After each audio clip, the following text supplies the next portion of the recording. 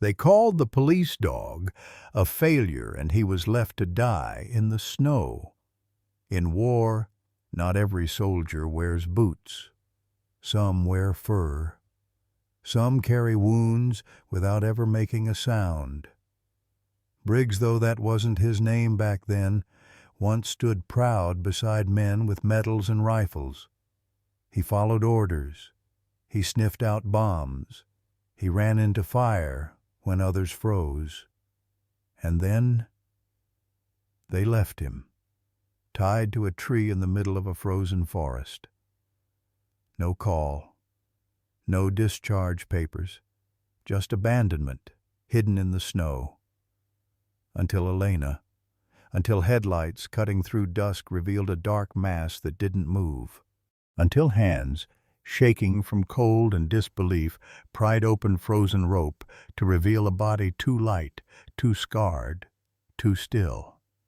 What do we owe those who gave everything? What do we do with heroes the world has forgotten? This story isn't about war. It's about healing, about what happens after the battlefield, about second chances and the cost of silence. Watch until the end. Because this isn't just about saving a dog, it's about honoring what he once was and everything he still could be.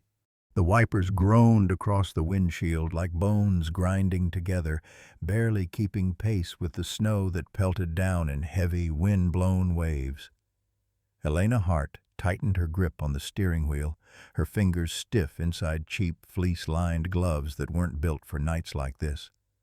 Her car's heater wheezed at full blast, but the cold had long since seeped through the seams of her coat and into her bones. She had stayed late again, an emergency C-section on a barn cat that wouldn't have survived without her hands, and a miracle. 12 hours on her feet, 3 with no food, and now this endless road cutting through the woods like a scar through winter's silence. She hadn't passed another car in over 30 minutes. The radio had gone to static, and still she drove forward, eyes half-lidded, the dashboard thermometer flashing a steady, merciless 40 GE. Her breaths fogged the inside of the windshield.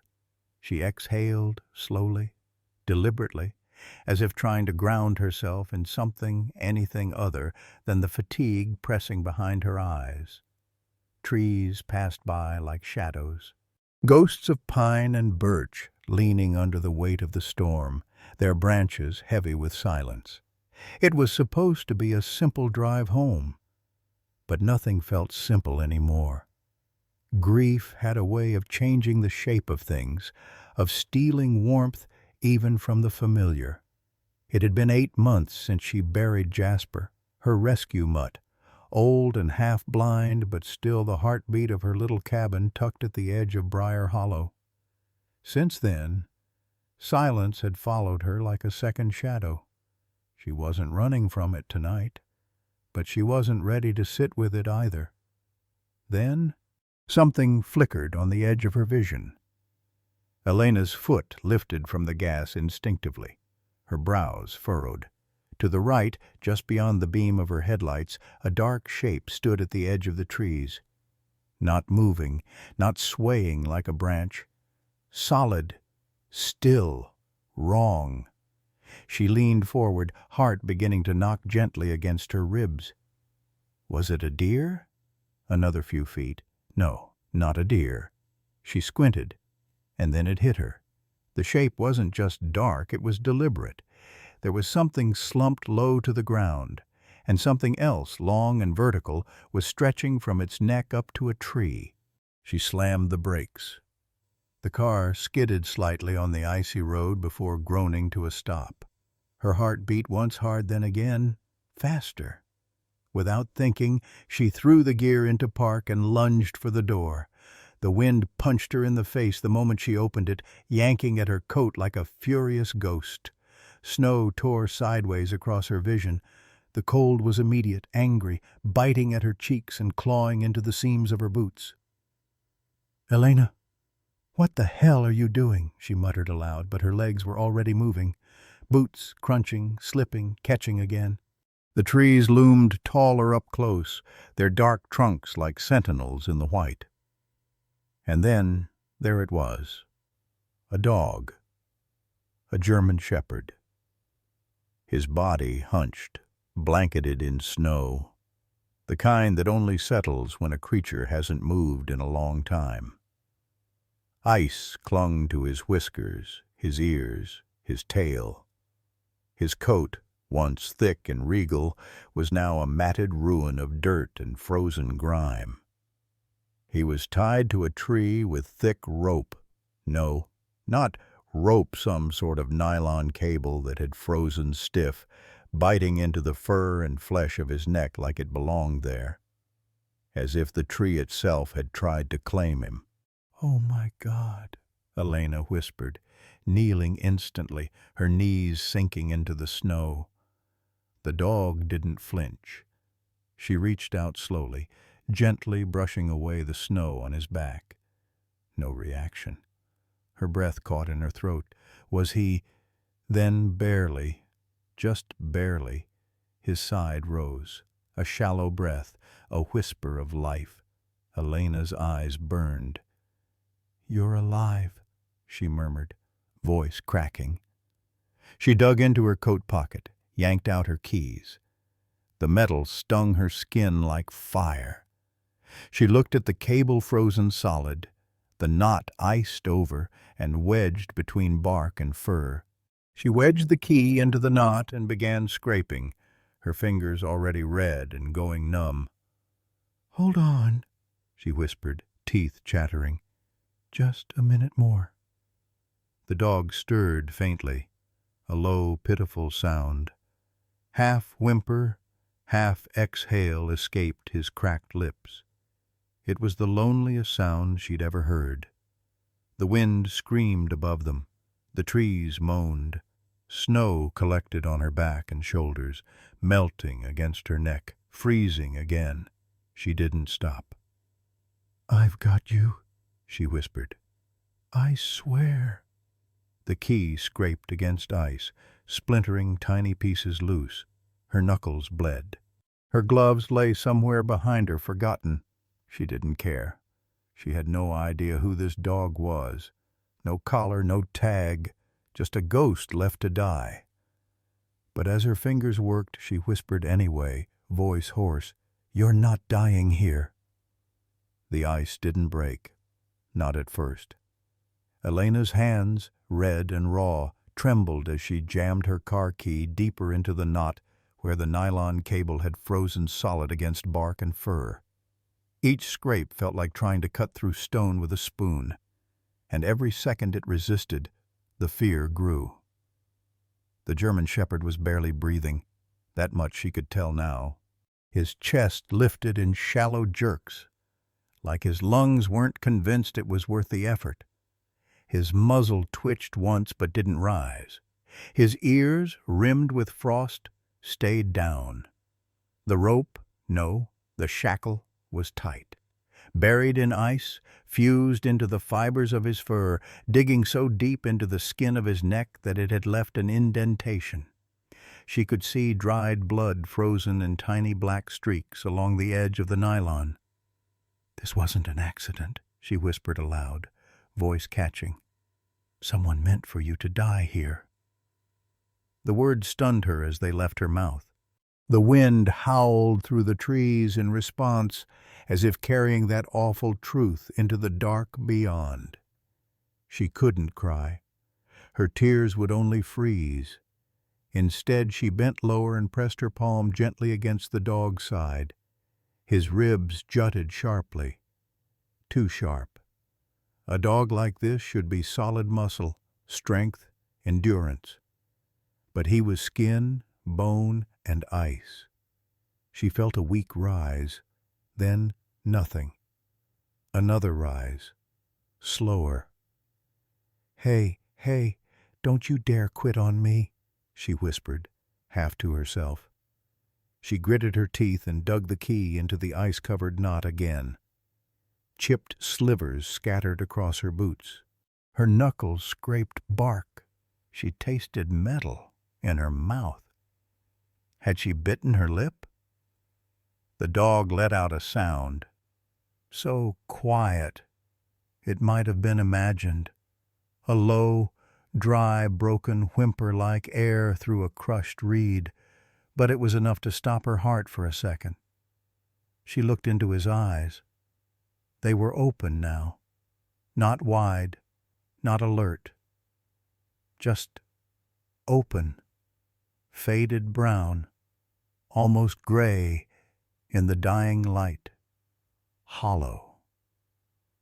There was no fight in them, no light. Just the resigned gaze of something that had already let go but hadn't quite been allowed to leave. But as she held that gaze, just for a second, something flickered. Not defiance, not panic, recognition, not of her but of her presence. He knew he wasn't alone. "You see me?" she whispered, choking back the knot in her throat. "Good. Just keep looking, okay?" She turned back to the knot, hating it now. Not just for what it was, but for what it symbolized: abandonment, cruelty, indifference. This was no lost pet. This was a soldier left behind. Elena pressed the side of her frozen hand against the cable, trying to find a softer point, something pliable. Nothing. The ice had turned it into a blade. Desperate, she pulled off her coat entirely and draped it over his body, tucking it beneath his belly, shielding him from the wind. Her breath came out in ragged bursts as she returned to the cable. "You are not dying tied to a tree in the dark." Her voice shook with something more than cold. Anger. And underneath it, grief that this wasn't the first creature she'd held between life and death with nothing but her hands. And then a snap, tiny, like the crack of a frozen twig. The edge of the knot gave, just barely. She twisted the key again, pushed. The dog let out another whimper. She paused. I know, I'm sorry. Just a little more." Another twist. Her hands burned now, not from pain, but from the return of blood flow. Her muscles screamed, her jaw clenched. Then another crack, and this time part of the cable gave. She dropped the key and grabbed the loosened loop with both hands. Ice stung her palms, but she pulled anyway. The nylon shifted, then stuck again. "Come on," she hissed. The dog let out a wheeze, not a bark, not even a proper cry, just air. But she heard it, and that was enough to rip the last of her strength loose. She yanked once more. Snap. The cable fell away. The dog collapsed like a sack of snow. No resistance, no protest, just a lifeless weight folding into her arms. She caught him by instinct, her knees buckling into the frozen ground. "Got you, got you, got you." The words poured out like breath, like prayer. She cradled him against her chest. He didn't move, but he didn't fall further. Her coat clung to him now, sealing him in warmth as best it could. His head rested against her collarbone, limp. She could feel the brittle tips of his ears against her neck. And in that moment, surrounded by nothing but storm and trees and the distant roar of the wind, Elena Hart understood something terrible and holy at the same time.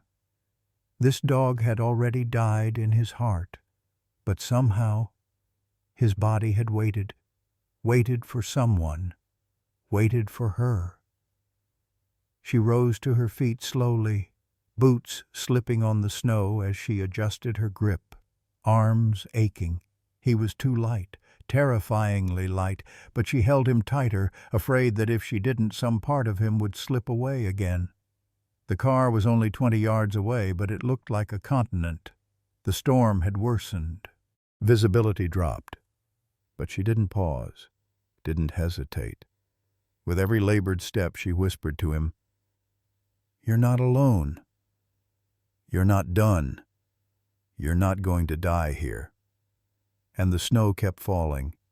The moment the rope snapped, it didn't feel like victory. It felt like surrender. The German shepherd collapsed into Elena's arms with a weight that was all wrong, too light, too limp, like picking up a coat soaked in sorrow. His head rolled sideways against her chest, unmoving, and for a second she thought she was too late. Her breath caught as her fingers instinctively found the rise and fall of his chest. It was there. Faint, shallow, but there. She exhaled in a sob she didn't realize she'd been holding, her entire body curling instinctively around his. "I've got you," she whispered, voice cracking. "You're okay now. I've got you." The storm didn't pause for her grief. Snow kept falling in fat, silent flakes, dusting the crown of her head, the line of his muzzle, the collapsed earth where death had been patient and almost won. The forest didn't stir. No witness, no sound. Just two living things clinging to breath and each other. She pulled the jacket tighter around him, tucking it under his body, wrapping him in whatever warmth her panic and desperation could offer. His fur was soaked through, the outer layers stiff with frost. And yet beneath it all he was burning cold in a way that felt dangerous, irreversible. Her arms strained as she lifted him. He barely resisted. No growl, no instinctive thrash. Even his tail hung like a forgotten limb. She tightened her grip, cradling him like a child, and began staggering toward the car. Her boots skidded in the snow, her legs ached from kneeling, from fear. But she didn't stop. With every step she muttered words into his ear, unsure if they were for him or herself. "You're safe. You're not alone. You stay with me, you hear? Please don't die now. Not now." The car loomed ahead, an island of warmth in a white, howling sea. Its headlights were still on, casting long shadows across the frozen ground.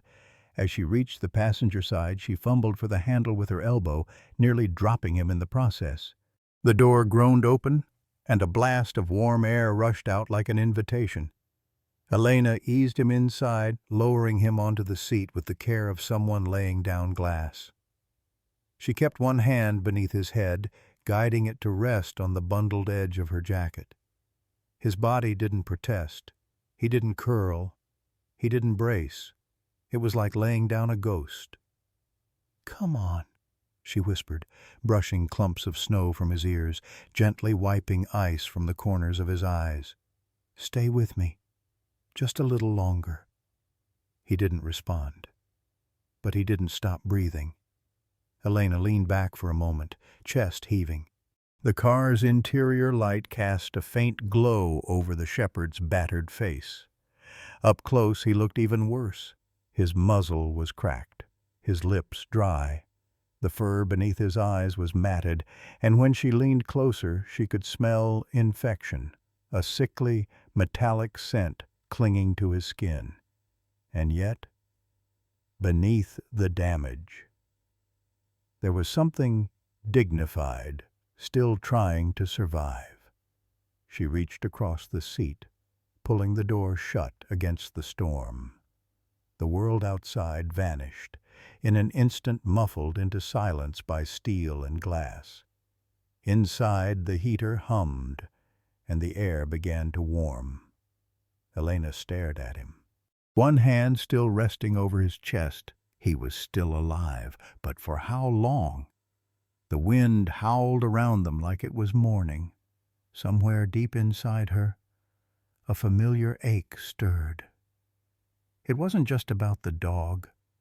It was about how easy it was to be discarded, how quickly living things became someone else's burden, left to vanish quietly. She blinked, jaw clenched tight, and whispered, "Not this time." Then she turned the key in the ignition. The engine growled, the heater roared to life, and with one hand still on the shepherd's chest, Elena Hart slammed her foot down on the gas. The tires spun once before catching, the car lurching forward into the night like it knew this wasn't just another drive. It was a race against death. Elena gripped the wheel with numb fingers, her right hand trembling as it hovered over the dog beside her. The German shepherd, his frame barely rising with each breath, lay limp on the passenger seat, wrapped in her jacket, motionless but not yet gone. "Hold on," she whispered, eyes flicking between the icy road and the outline of his ribs beneath the fabric. "Please just hold on." The heater blasted at full force, but it felt like trying to warm a corpse with a candle. The cabin filled with the stale scent of sweat, dog fur, and something metallic blood, maybe. Her hands, stripped of gloves, were red and raw, the tips beginning to swell and burn as circulation returned. But she pressed them down onto his frozen side anyway, hoping her own heat would bleed into him. He didn't stir, not even when the car hit a pothole, jostling the seat. Not when she muttered his name, though he didn't have one yet. Not when she tapped his paw gently. He was still breathing, but it felt like the air was slipping through him, not into him. Elena slammed the accelerator harder, her eyes flicking to the clock. The clinic, Dr. Carter's place, was a good 15 minutes away in decent weather. Tonight, with this snowstorm and these roads, she didn't have 15 minutes. The wipers screamed again across the windshield, barely cutting through the fog and flurry. Every time she blinked, her mind conjured worst-case endings. The moment she'd glance over and find no movement, the moment she'd scream into a clinic too late. The moment she'd lose something she didn't even know she needed until he was already in her arms. She pushed her hand harder against his chest, whispering, "Come on. You didn't wait in that snow just to die in this car. That's not the story." His ear twitched. Barely, but it was enough to make her choke on a gasp. "Yes, that's it. Keep going, boy. Keep going." The storm outside was a white blur now, wind slamming against the car in waves. The trees along the edge of the road swayed like ghosts too tired to haunt. She leaned forward, squinting through the snow. The dashboard thermometer blinked again. 5 degrees. "God, please," she breathed, "don't let me be too late." Her right hand left the wheel again. She tucked it under the edge of the coat, sliding it across his ribs. Skin like ice. She bent closer, pressed her cheek to his muzzle. Cold, so cold. She sat up, cranked the heat higher, then unzipped her sweatshirt and pulled it open, tucking one edge around him as best she could. "Take what you need," she whispered, hoarse. "I can't lose you, not like this." Not like Jasper. The thought came uninvited. Her old rescue mutt, 15 years of loyalty and quiet love, had died with his head in her lap. But he'd gone knowing he was loved, held, not tied to a tree like a forgotten tool. This dog, this silent soldier, he'd almost died knowing nothing but frost and rope. Not anymore. The car skidded slightly as she turned onto the county road. Her heart hammered. One wrong move and she'd be in a ditch too, but she couldn't slow down. Not now. A breath beside her, shallow, but there. "Good," she muttered. "You're still fighting." She leaned toward him again, one hand back on the wheel. "You don't have to do anything except breathe. I'll handle the rest." Lights appeared in the distance. A glow through the trees. Westfield Veterinary Emergency. A red neon cross flickered in the snow like a promise. She didn't wait for the turn to finish. The car slid slightly as she veered into the parking lot, tires spitting ice behind her. She barely threw it into park before lunging for the passenger seat. The shepherd didn't move. His eyes were closed now, too still. "No, no, no," she breathed, yanking the door open as snow swirled inside. "Stay with me, please." She slipped her arms beneath him again, feeling the same horrifying lightness. His head lolled against her collarbone. His breath, if it was still there, was too faint to find. She ran, across the lot, through the swirling snow, toward the glowing entrance like it was the only lighthouse left in the world. "I've got you," she whispered again, voice cracking as she reached the doors. They slid open automatically, and warm air slammed into her like a tidal wave. It didn't matter. Her arms tightened. "I'm not letting go." The clinic doors burst open with a hiss of motion sensors and the sudden rush of heat. Elena staggered into the light, her breath ragged, arms wrapped around a dog who barely existed in weight anymore. "I need help," she cried, voice cracking through the sterile lobby. "I found him. He's barely—" She didn't finish the sentence. She couldn't. A vet tech in teal scrubs and snow-flecked boots appeared from the back hall, eyes widening the moment she saw what Elena carried. "Get him on the table now!" the tech barked over her shoulder. "Dr. Carter, emergency!" Elena's boots squeaked against the linoleum as she stumbled toward the stainless steel table the tech pointed to. Every part of her screamed to hold on tighter, to not let go, but she forced her arms to release. Gently, with trembling care, she laid the shepherd down. The jacket fell away. Gasps filled the room. His ribs protruded like the frame of a collapsed tent. His legs were limp, motionless. The fur along his chest and stomach was discolored, matted with blood and frost. Paws cracked and raw. The skin around his neck was torn, still marked from the rope. "God," the tech muttered, already pulling gloves on. "How long was he out there?" I don't know," Elena stammered, backing away only a step before rushing forward again. "He was tied to a tree. No food, no shelter, nothing. He was just left." Another tech appeared, then a nurse.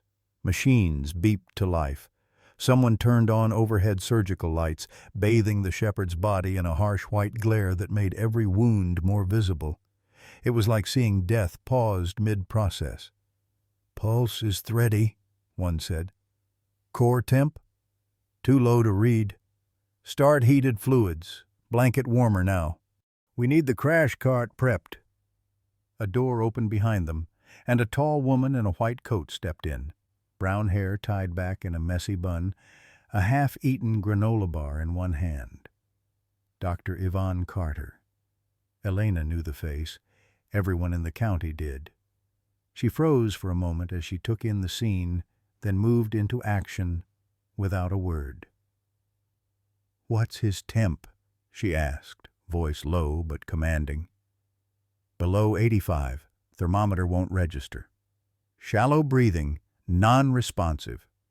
Prep oxygen. Run a quick scan for internal bleeding. Get me warm IV saline and check vitals every 30 seconds. Go."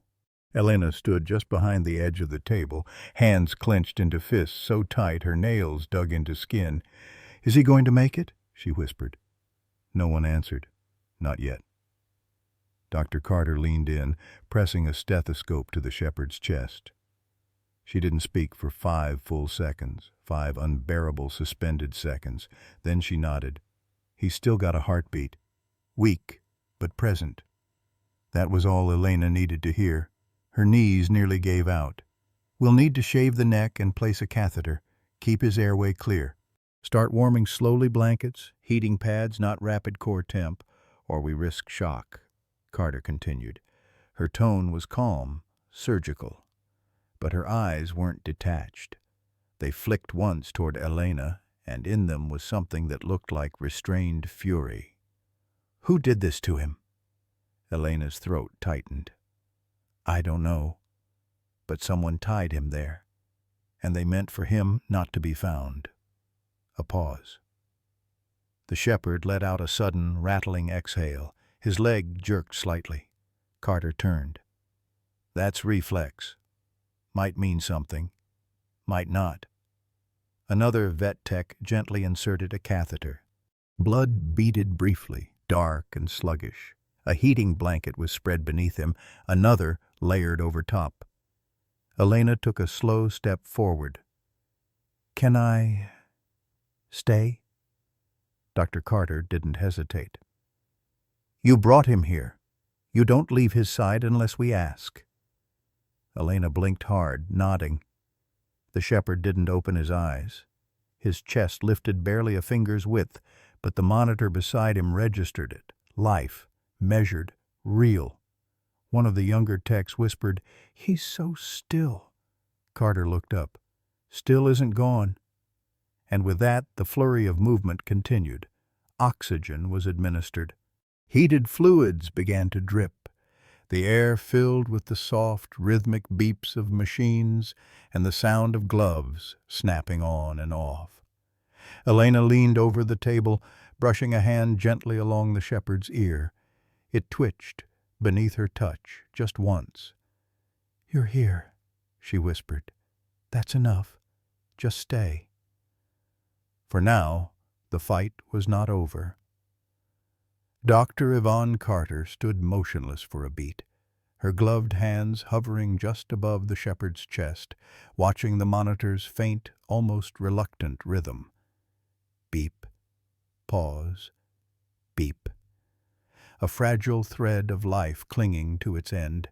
Then she spoke, low, calm, but edged with a note of something Elena hadn't heard before. Restrained disbelief. "He's been starving for weeks. See the muscle loss along the hips? And the pressure sores near the elbows? That doesn't happen in a few days." She peeled back the damp, matted fur along the dog's neck where the rope had bitten deep. Rope burn with frostbite overlay. Whoever tied him up didn't expect or want him to be found. Elena swallowed the sickness rising in her throat. "But he has fight left. I saw it. In his eyes." Dr. Carter nodded slowly. "Yes, and that's what we'll work with." She leaned closer, parting more of the shepherd's fur along his left flank. Her brow furrowed. "What is it?" Elena asked, stepping closer, as if distance might cause her to miss something important. "Tattoo," Carter murmured, brushing away grime to reveal faint black ink. "Military style. Left side flank standard for government canines before they switched to microchipping only." "So, he's trained?" "Not just trained," the doctor said, eyes narrowing. "He's government." Elena's breath caught. Somehow she'd known. From the way he'd held himself, even while collapsing. From how still he was in the car. Not fearful, not frantic. Resigned. Disciplined. Even in pain. "A dog like this doesn't come from someone's backyard," Carter added, reaching for the clinic scanner. "Let's see what else they left behind." She passed the microchip reader slowly over the shepherd's withers, just behind his shoulder blade. A sharp beep broke the quiet. "Found." "Good boy," Carter muttered under her breath. A moment later, a string of numbers appeared on the reader's tiny display. The assistant beside her typed it into the system, all eyes fixed on the screen. One result. Just one. But what appeared wasn't what Elena expected. "Microchip is active," the tech confirmed, "but there's no name. Just an owner ID code and a registration linked to a dissolved government training program." "No vet records?" Elena asked. The tech shook her head. "Nothing in civilian databases, not even a nickname listed, just a serial number, K97401. Elena blinked. "That's it? No name?"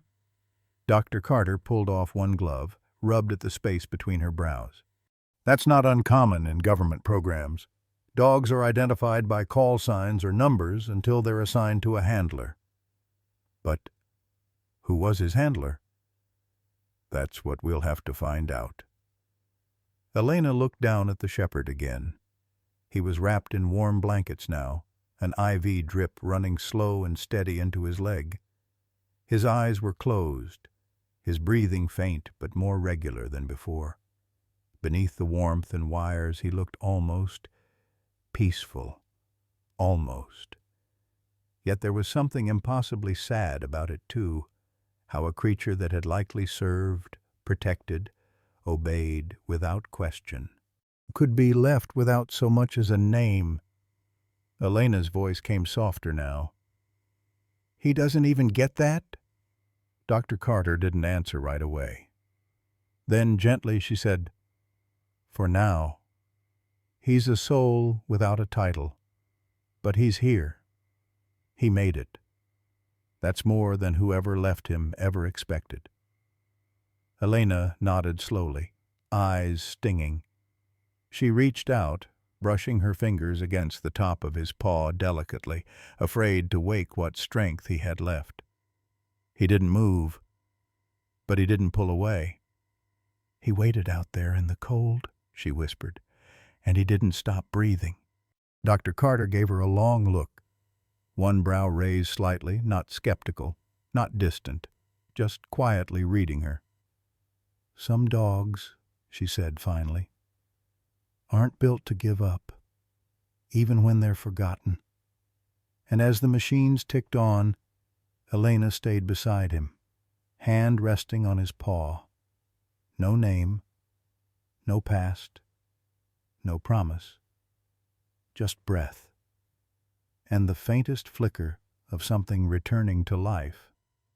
The waiting room smelled faintly of antiseptic and overbrewed coffee. Pale green walls, plastic chairs arranged in quiet rows, a bulletin board cluttered with flyers for adoption clinics, lost pets, rabies drives. But to Elena, it may as well have been a church. She sat hunched forward in the far corner, her elbows on her knees, hands clasped so tightly her knuckles had gone white. Her jacket lay across her lap, still damp and stained with melted snow and blood. Her fingers, raw, cracked, bruised, twitched every so often, muscle memory still fighting the rope she'd torn through. Behind the closed door down the hall, a nameless German shepherd was floating between worlds. Not dead, not saved, not yet. The silence was thick, not empty, not peaceful, just full of waiting. Tick. The wall clock reminded her this wasn't over. Elena leaned back, head resting against the cold painted wall, eyes burning. She didn't cry. Couldn't. Crying belonged to clean endings. This was something else. She let her gaze drift upward, where a fly buzzed against a ceiling light. And slowly, like water leaking through cracked stone, the past came back. Jasper. Not the shepherd inside the clinic. No. Jasper had been a mutt, half Labrador, half maybe collie, with mismatched ears and a bark that never quite landed. She found him after her second deployment. Wandering near the motor pool, tail tucked, ribs visible, eyes too old for a pup that young. She hadn't intended to keep him. No one ever does at first. But Jasper followed her everywhere, even on base, even when it wasn't allowed. He knew when she was about to cry before she did, and he never flinched, not from thunder, not from yelling, not from silence. Until the IED. It wasn't his war, but it took him anyway. She'd been gone from home 2 months when the call came. Her neighbor, trying to sound strong, told her Jasper had slipped through a broken fence during a storm. He'd been found the next day, They didn't tell her the details. Didn't need to. Elena hadn't cried then either. Just packed her things early. Caught the first flight stateside. When she returned to the cabin, the food bowl was still half full. That was 3 years ago. She never replaced him. The silence he left behind had stretched into every corner of her life. And somewhere along the way, it stopped feeling like grief and started feeling like her only language. Until tonight. Until that shape in the snow. Until that rope in her hand. Until those eyes, dull, resigned but somehow still open. Elena stared down at her bruised fingers, turning her hand slowly as if to remind herself the shepherd was real. That all of this had actually happened. That her chest still ached from carrying him, not just physically, but emotionally. His weight, his story, his unspoken question. Why was I left behind? She didn't have the answer, but she had stayed. And now, all she could do was keep waiting. Footsteps echoed faintly down the hall. Not urgent, not panicked, just methodical. She sat up straighter, breath hitching. Not yet. The footsteps faded. Elena exhaled slowly and looked toward the door again. Behind it, a nameless dog fought for breath in a place where life had already tried to leave him. And she-woman, stranger, maybe something more, sat with empty hands, aching heart, and one stubborn, desperate hope. That this time, staying would be enough. The door finally creaked open. Elena sat up so quickly, her back cracked. Dr. Yvonne Carter stepped into the waiting room, clipboard in hand, white coat slightly wrinkled, her expression unreadable. Elena's breath caught. "Well?" she asked, voice barely above a whisper. Carter gave a long exhale through her nose, then finally, "He's stable, still unconscious, but breathing on his own now. We got a line in. Core temperature's rising, very slowly, but it's moving in the right direction." Elena didn't realize she'd closed her eyes until the tears threatened to slip out from under her lashes. "Can I see him?" The vet hesitated for a second, not clinical, more protective. Then she gave a slow nod. "He's not out of the woods, but if he responds to anything, it'll be presence." Presence. The word echoed like something sacred. Elena stood, legs trembling slightly as circulation returned. She followed Dr. Carter down the dim hallway, the only sounds the low hum of machines and the faint beep of something vital beyond each room. Carter pushed open the treatment room door, stepping aside. "He's in here. Don't expect too much, but maybe expect something." Elena stepped through. The shepherd, her shepherd now, if only by decision. Not law lay, wrapped in layers of warmed blankets, his body barely visible beneath the folds. An oxygen mask rested gently over his muzzle. His paws, shaved and taped, were connected to an IV that blinked rhythmically with every drip. The monitors around him beeped in slow, careful patterns, as if afraid to disrupt the silence. He looked smaller now, or maybe just more fragile. Elena's feet moved before her mind caught up. She approached slowly, reverently, stopping just at the edge of the table. Up close she could see more detail, the pink around his cracked nose, the thin line of a scar near his right eye, the way one ear flopped just slightly at the tip. She reached out, barely letting her fingers graze the edge of the blanket. "Hey," she whispered, "you made it." No movement, no sound. She stepped closer. Her voice stayed soft, like something meant only for him. "I know you don't know me, and maybe you've stopped expecting anyone to come back. But I did, and I'm not going anywhere. Still nothing. She placed a hand lightly on the blanket just over his shoulder. You waited out there, in the dark, in the cold. For what, I don't know, but I think it was for this moment right here. And if you're still holding on to anything at all, let it be this. The machines kept beeping. Elena leaned in, eyes searching his still closed face. You're not just some number. You're not what they left behind. A beat. Then a twitch. So small she almost missed it. But it was there. His tail. It moved. Not wagging, not full of energy, but a faint, instinctive thump against the metal table just once, beneath the blanket. Elena gasped softly. Her hand flew to her mouth.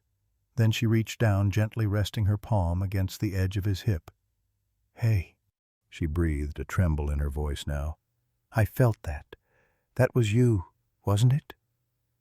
No more movement. But that one twitch was enough to fill the room with something that hadn't been there before. Hope. Fragile. Breath thin. But real. Dr. Carter, who had remained quietly by the door, finally spoke. "That's the first response we've seen since he came in. It's not much. But sometimes it's enough to start with." Elena nodded, blinking rapidly. She looked back down at him. "I'm not expecting you to trust me. Not yet. Maybe not ever. But if something inside you still wants to fight, I'll be right here." She stayed with him for a long while. No more words. Just presence. The kind that didn't ask for anything. The kind that simply said, "You are not alone." And under the blanket, somewhere in the quiet rhythms of heartbeat and breath, something stayed. Elena was still seated beside the table when Dr. Carter returned. A soft knock against the frame came first gentle, as if not to disturb the fragile silence, and then the vet stepped in, holding a printout in one hand, a look on her face that said everything and nothing at once. "He has a name," Carter said quietly. Elena stood slowly. "What is it?" Carter walked over and placed the paper beside the heart monitor. "Titan, registered under K97401, government clearance, last handler, classified." Elena stared at the word Titan. It didn't sound like a pet's name. It sounded like a code name, too heavy for a life that had been tied to a tree and left to vanish. And yet, somehow, it fit. There was something immovable about him. Even now, like some part of him refused to dissolve, even when everything else had. "What else did you find?" Elena asked. Dr. Carter exhaled. "Enough to make me angry." She reached forward and gently peeled back the blanket that covered Titan's side. Beneath the fur, faded but still readable, was a tattoo, K7401, a unit number. K7 stood for Kilo 7, Carter explained. Specialized Canine Task Force, military contract. Disbanded 2 years ago after a lot of things went wrong. Wrong how? Carter hesitated, watching Titan's shallow breathing. These dogs weren't just trained. They were pushed, hard, too hard, beyond what most of them should have endured. There were rumors, electrical aversion training, sleep deprivation, field tests in real combat scenarios without recovery periods. No official charges, of course. But programs like this don't dissolve quietly unless there's something to hide. Elena felt her chest tighten. She looked down at Titan, lying there like a relic from some war no one wanted to talk about. "And no one took him after it ended?" Carter shook her head. "Sometimes handlers take them. Sometimes no one does. and dogs like him get lost in the shuffle, dumped, reassigned, or worse. Elena bent closer, brushing her hand gently along the side of his neck. That's when she noticed them. The scars. They weren't obvious, not to the untrained eye, but they were there. A faint circular patch along the back of his shoulder like a burn, another near the base of his ear, old and jagged shrapnel, or maybe a field tear. And the one that stopped her hand, a small, tight line across his flank, thin and precise. A bullet graze. Her fingers hovered above it. "Someone taught him pain," she murmured, "and he learned to survive it." Dr. Carter didn't respond. She didn't need to. Elena looked back at his face. Even unconscious, Titan's expression was guarded, stoic. His jaw clenched gently, his brows slightly furrowed like he was still waiting for the next command, or the next hit.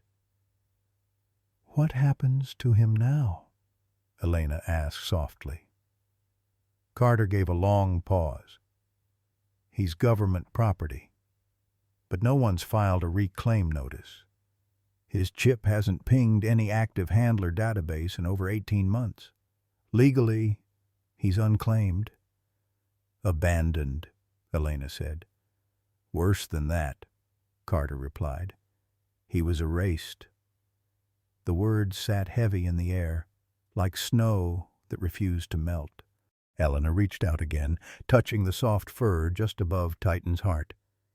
"You weren't erased," she whispered. "They just forgot how to see you.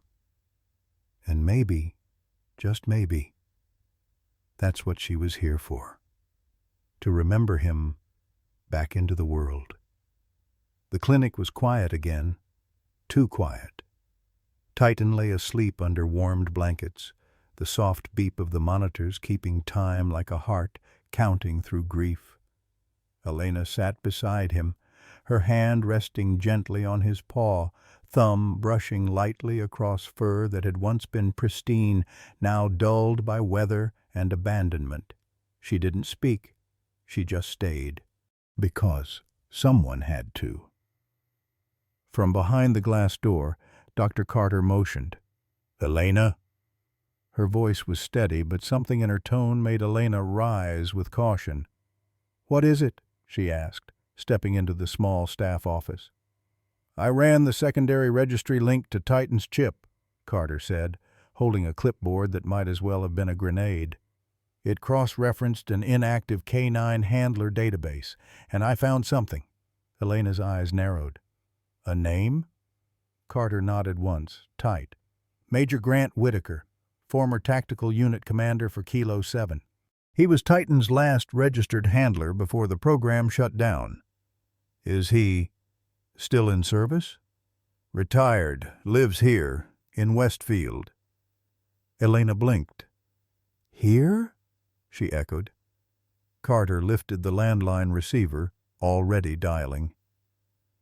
"Legally, I'm required to attempt contact with the last listed owner before initiating the transfer of care. If he refuses to claim Titan, we can move forward with rehoming or adoption." Elena's stomach dropped. "You're calling him now?" "I am." She moved to speak again, but Carter held up a finger firm but calm, and brought the phone to her ear. The dial tone buzzed twice. Then a man's voice answered, low and clipped. "Whitaker!" Dr. Carter straightened. "Major Whitaker, this is Dr. Yvonne Carter from Westfield Veterinary Emergency. I'm calling regarding a dog K97401 registered under your name." A pause, static on the line, then a scoff. "What dog?" Carter's eyes flicked to Elena, then back down to the chart. "A German Shepherd, male, found in critical condition, tied to a tree off County Road 14. He has your microchip." Another pause. Then came the sound Elena would never forget. A short, bitter laugh. "That mutt? You found him?" Carter didn't flinch. Yes, sir. He's alive. Barely. But we're stabilizing him. Elena's jaw clenched. Her heart thudded painfully. Then Whitaker spoke again, tone cold and casual. He failed. Dr. Carter blinked. Excuse me? He was trained for tactical recon, started freezing up on insertion drills, didn't bite when ordered, couldn't finish the last 2 field tests. Dogs like that, you don't keep them. You cut 'em loose. Elena felt her vision tunnel. Her fingers curled into fists at her sides. You cut him loose? She whispered aloud, voice shaking. Carter's voice remained flat. Major, are you confirming you abandoned this dog? I didn't abandon him, Whitaker replied, scoffing. I released liability, left him where someone could find him. I figured the woods would do what they needed to do. Elena's breath came sharp. You left him to die? Whitaker didn't answer. Dr. Carter's voice sharpened. So, for the record, you are refusing to reclaim ownership? I don't care what you do with him, Whitaker said. He's not mine anymore. Wasn't mine the second he stopped being useful. The line went silent. Then he added, almost offhand, Tell the lady getting emotional. It's just a dog. That was it. Elena lunged forward, snatching the phone from Carter's hand. You son of a... Elena, Carter warned. But it was too late. Her voice shot into the receiver like a bullet. You tied a working dog to a tree in a snowstorm. You didn't give him a bullet or a goodbye. You gave him a death sentence. The line was quiet for a beat. Then came a low mutter. Lady, you don't understand the job. No, Elena hissed, but I understand what it means to be loyal. And Titan, he's more of a soldier than you'll ever be. Click. The line went dead. Elena stood frozen, the receiver still shaking in her hand. Across the room, Dr. Carter spoke gently. That's legal surrender. We have it recorded. Elena nodded numbly. Her voice came out raw. Then he's mine now. The dial tone still rang in Elena's ears even after the call had ended. She stood in the middle of the office, the receiver trembling in her grip, knuckles white from the fury pooling just beneath her skin. Her breath came in short bursts, not from panic, but from something more dangerous. Rage. You okay? Dr. Carter asked gently, stepping toward her. No, Elena said, eyes still fixed on the empty line. He said Titan was useless, like a broken tool, like a thing that outlived its function. She turned to face the vet fully now, her voice shaking but steady. That wasn't a conversation, she said. That was a confession. Carter gave a slow nod. I've already logged the call and entered it into the abandonment file. He officially surrendered ownership when he said, do what you want. That makes it legal. Elena clenched her jaw. But it doesn't make it right. She slammed the phone back onto the receiver, harder than necessary. The sharp crack of plastic against plastic echoed louder than it should have in a room so sterile. Her eyes burned, not from tears, but from the heat that comes when justice brushes too close to cruelty without touching it. Just a dog, she repeated under her breath, biting the inside of her cheek. He said that like it meant something, like it excused what he did. Dr. Carter leaned against the desk. People like Whitaker don't see what dogs are. They see what they can extract. And when that usefulness dries up, they throw them out like garbage, Elena finished. She felt it then, the weight of everything. Titan in the snow, the rope around his neck, the barely there heartbeat, the twitch of his tail when she whispered. All of it crashed down into one truth. He was never just a dog. She turned back toward the door. I'm going back in, she said. He needs to know that someone chose him this time. Dr. Carter reached for a form. I'll start the paperwork for emergency foster to adopt. You'll have temporary legal custody within 24 hours. Elena paused at the doorway. Her voice dropped to something smaller, quieter, but laced with resolve. Let's not wait 24 hours to tell him he matters. And she walked back down the hall, each step slower, heavier but more certain than before. Back in the dim-lit treatment room, the monitors still beeped softly. Titan lay unmoving, his body wrapped in layers of warmth that couldn't undo what the cold had already done. But as Elena stepped beside him again, her hand reached for his paw, and her voice, so soft it might have been a prayer cut through the silence. You were never useless. Her fingers curled gently around his. And you're not just anything. The machine beside them pulsed. Once. Then again. And under her hand his paw twitched. Elena sat beside Titan in the quiet again, the room dim except for the glow of the monitors. Her hand rested on his paw, unmoving. The warmth from the heated blankets radiated faintly, but he still felt cool to the touch, like something slowly thawing from years beneath the ice. He hadn't stirred since that twitch, but he hadn't stopped breathing either. Elena didn't need movement to feel connection anymore. The bond had already begun the moment she cut through the ice-choked rope, the moment he looked up at her in the snow with eyes that said nothing left and still watched her anyway. She didn't know why it mattered so much, only that it did. She heard footsteps and turned. Dr. Carter appeared in the doorway, clipboard in hand. We've stabilized his fluids, core temperatures improving slowly. He'll stay on oxygen overnight, and we'll monitor for internal complications. She paused. It's going to be a long recovery. Elena didn't blink. That's okay. Carter studied her for a beat. He may never fully recover, the vet added, tone gentle but firm. PTSD in dogs, especially in those trained for force commands, can manifest unpredictably. He may never be adoptable in the traditional sense. Elena rose from the chair, her hands tucked into the sleeves of her hoodie. I don't want a traditional dog, she said. I want him. Carter nodded slowly. You understand what that means, don't you? Yes, Elena said. It means I'll have to earn his trust. Every day. Maybe forever. It means he'll wake up shaking from memories I'll never see.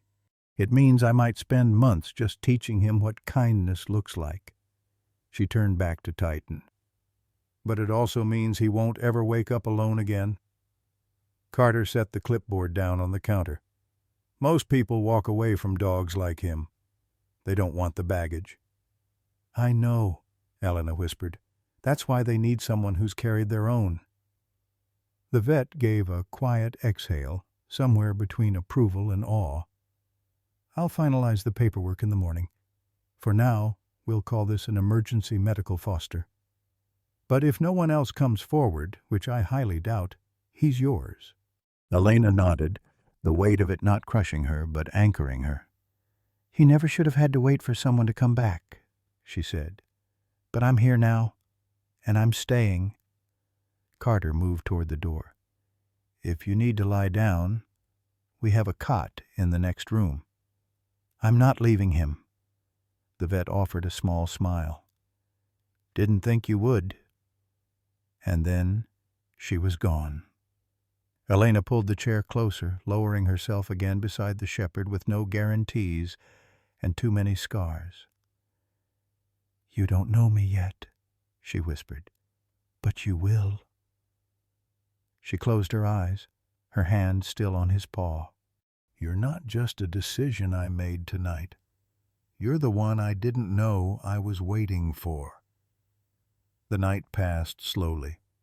In the dim of the treatment room, the world outside faded into something distant, an echo of cold wind and empty roads. Inside, there was only warmth and breath and waiting. Elena didn't sleep. Not really. She dozed in the chair beside the metal table, chin tucked into her chest, one hand still resting over Titan's paw.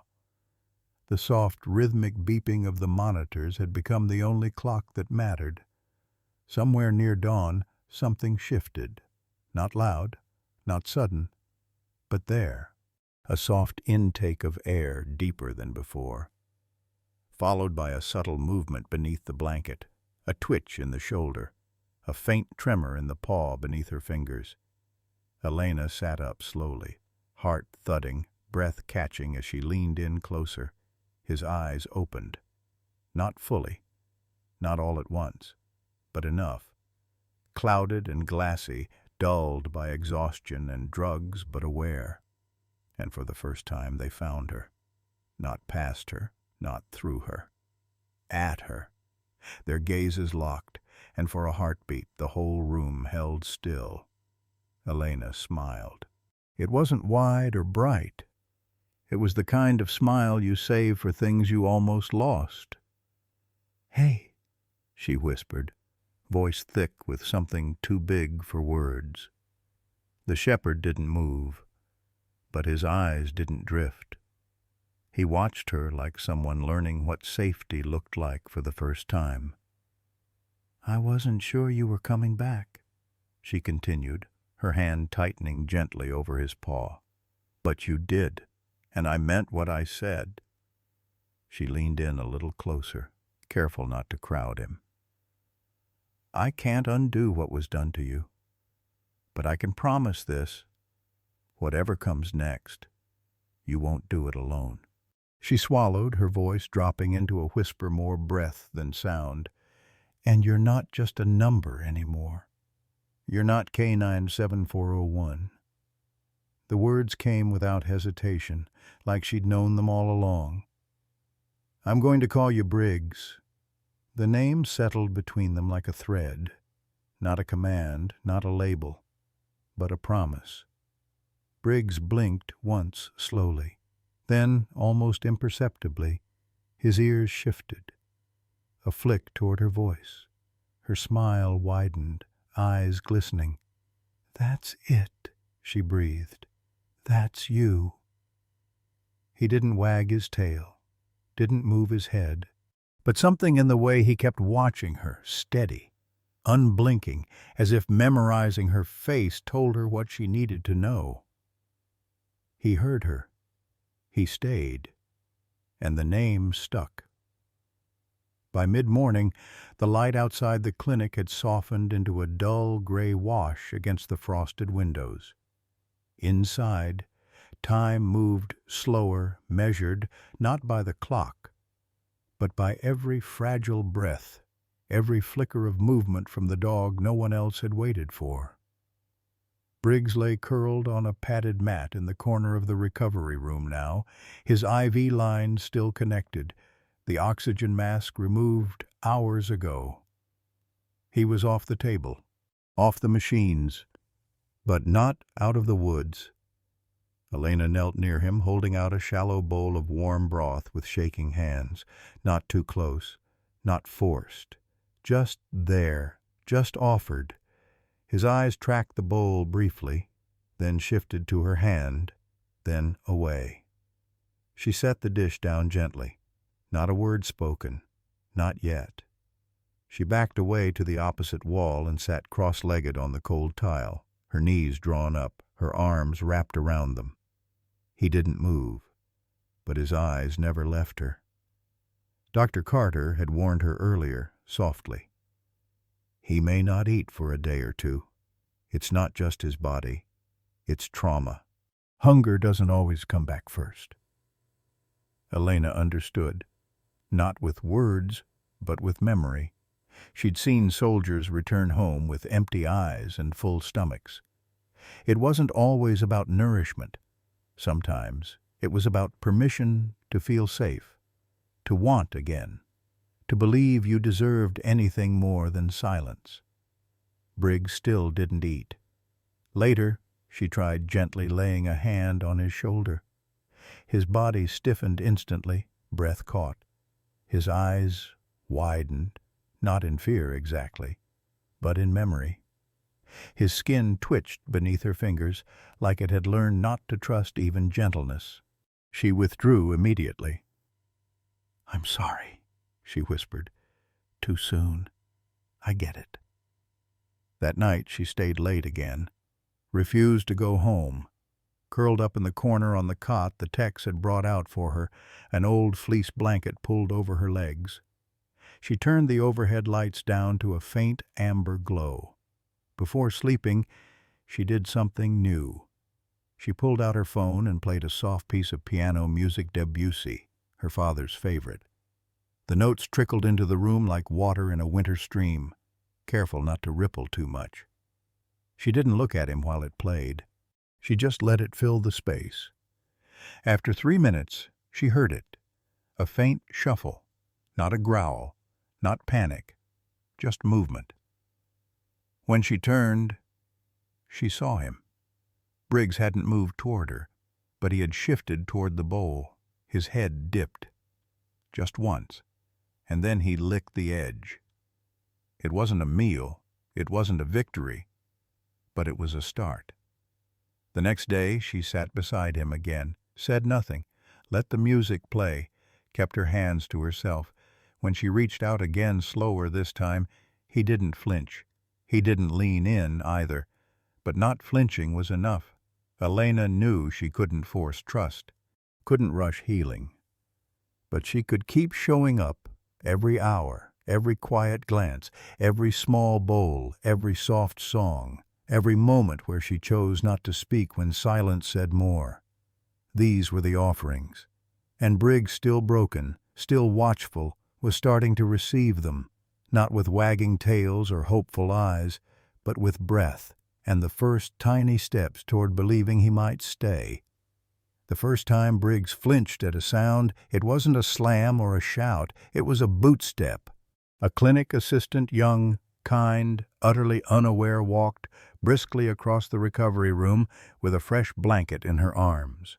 The soles of her work boots slapped lightly against the tile, quick and even. Briggs jerked upright, not barking, not growling, just up, rigid, trembling, ears flat, eyes wide. Elena had been standing just feet away. She saw the shift like a switch had flipped, breath to lockdown, rest to readiness. He didn't look at her, didn't look at the tech. He looked past everything like he was somewhere else. When else. "Easy," Elena said softly, dropping to one knee. "It's okay. It's just Emma. She's not here to hurt you." But he was frozen, his body braced in a way that no longer belonged to this moment. Emma paused mid-step, confused. "Did I do something?" Elena shook her head. "Not your fault, just maybe no boots near him. Not yet." Later, Dr. Carter confirmed what Elena already suspected. "He's displaying classic post-traumatic behavior," the vet said as she adjusted the light above Briggs's cot. "Startle response, sound association, dissociation under stress. His vitals spike when approached quickly or from behind." Elena sat across the room, listening, watching as Briggs kept his head down but one eye slightly open. "He doesn't sleep deeply," she said quietly. "Not unless I'm sitting nearby." Carter nodded. "That's a learned pattern. He was trained to stay alert in unstable conditions.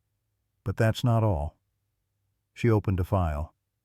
"We tested auditory commands across a few languages. English, Czech, Dutch. No response. Then we tried German." Briggs, lying in the corner, shifted as Carter spoke. "When I said Platz," the vet continued, "he dropped flat, without hesitation." Elena's brow furrowed. "That's a down command, isn't it?" "Yes," Carter said. "Standard in some special units. We followed with Bleib stay." And he locked into position. "But that's not the remarkable part." Elena stood slowly, walking to where Briggs lay half-curled on a thermal pad. "What is?" Carter hesitated. When I gave the release word fry, he didn't move, not even a twitch. Elena crouched, placing her hand gently near Briggs's paw. He didn't flinch this time, but he didn't meet her eyes either. "He doesn't trust it," Elena murmured. "He's waiting for punishment." Carter's voice softened. "This isn't just neglect, it's psychological conditioning. He wasn't only abandoned, he was broken in stages." Elena's eyes burned, not with tears, but with the cold fury of knowing.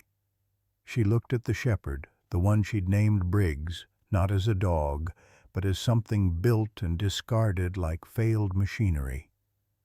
A soul handed commands and consequences, but never comfort. She saw the thin scars beneath the fur now with clearer understanding, the slight asymmetry in his walk, the way he always positioned himself between the wall and the door, facing outward, like a soldier on shift. "Who trains loyalty like this?" she whispered. "Only to throw it away." Carter didn't answer. She didn't have to. Later that night, Elena sat beside him again. The music played softly through her phone. The lights were dim. She whispered simple words, not commands, not cues, just presence. "You're not in uniform anymore. No more orders. No more boots. No more drills. Just rest." Briggs didn't close his eyes right away, but after a while he let out a breath that sounded like something releasing deep inside. And for the first time, he let his head touch her knee, not as obedience, but as choice. The snow had started to melt by the time Elena pulled into her long, narrow driveway, tires crunching over gravel, softened by the first reluctant signs of spring. The cabin stood ahead, modest and quiet, tucked between bare trees still shaking off winter. She turned off the engine and sat still for a moment, both hands on the steering wheel. Beside her, Briggs shifted in the back seat. He didn't whine, didn't pant, didn't move much at all except for his eyes, which scanned the windows like a soldier reading a new battlefield. Elena exhaled and glanced back at him. "It's not much," she murmured, "but it's safe, and it's yours now, too." Briggs didn't react, but he watched her, and that was enough. She got out first and opened the rear door. Briggs didn't wait for a command. He stepped out slowly, one paw at a time, nose low to the ground. Every movement was cautious, calculated, as if each step might set off something unseen. His paws touched the porch like he was testing the floor for traps. Elena unlocked the front door and pushed it open with her shoulder. The warm scent of cedar and old fabric drifted out to greet them. She hadn't lived here long, but it had always been quiet. Almost too quiet. Today the silence felt different, heavier, expectant. Briggs hesitated at the threshold, not from fear, from training. He stood still, ears pricked, body coiled, waiting for permission he no longer needed. Elena stepped aside. "You don't have to ask," she whispered. "Not here." He entered, not quickly, not hesitantly, just strategically. Every corner of the living room was inspected. He scanned the couch, the windows, the fireplace. He padded into the kitchen and circled once, then again, each turn tighter, slower, more controlled. His eyes never stopped moving. To anyone else it would have looked like restlessness. But Elena saw it clearly. Tactical sweep. He was checking for exits, looking for threats, scanning for orders that might never come. The place meant for his healing felt for now like unfamiliar ground. When he reached the hallway, he paused. One door slightly ajar, the spare room. He froze, head lowered, muscles taut. Elena watched from a few steps behind. "It's empty," she said softly. "There's no one in there." But Briggs didn't move. She stepped past him and opened the door fully, letting light spill across the wooden floor. No voices, no shadows, no command post hidden behind the walls. Still, Briggs stayed rooted. His tail didn't move.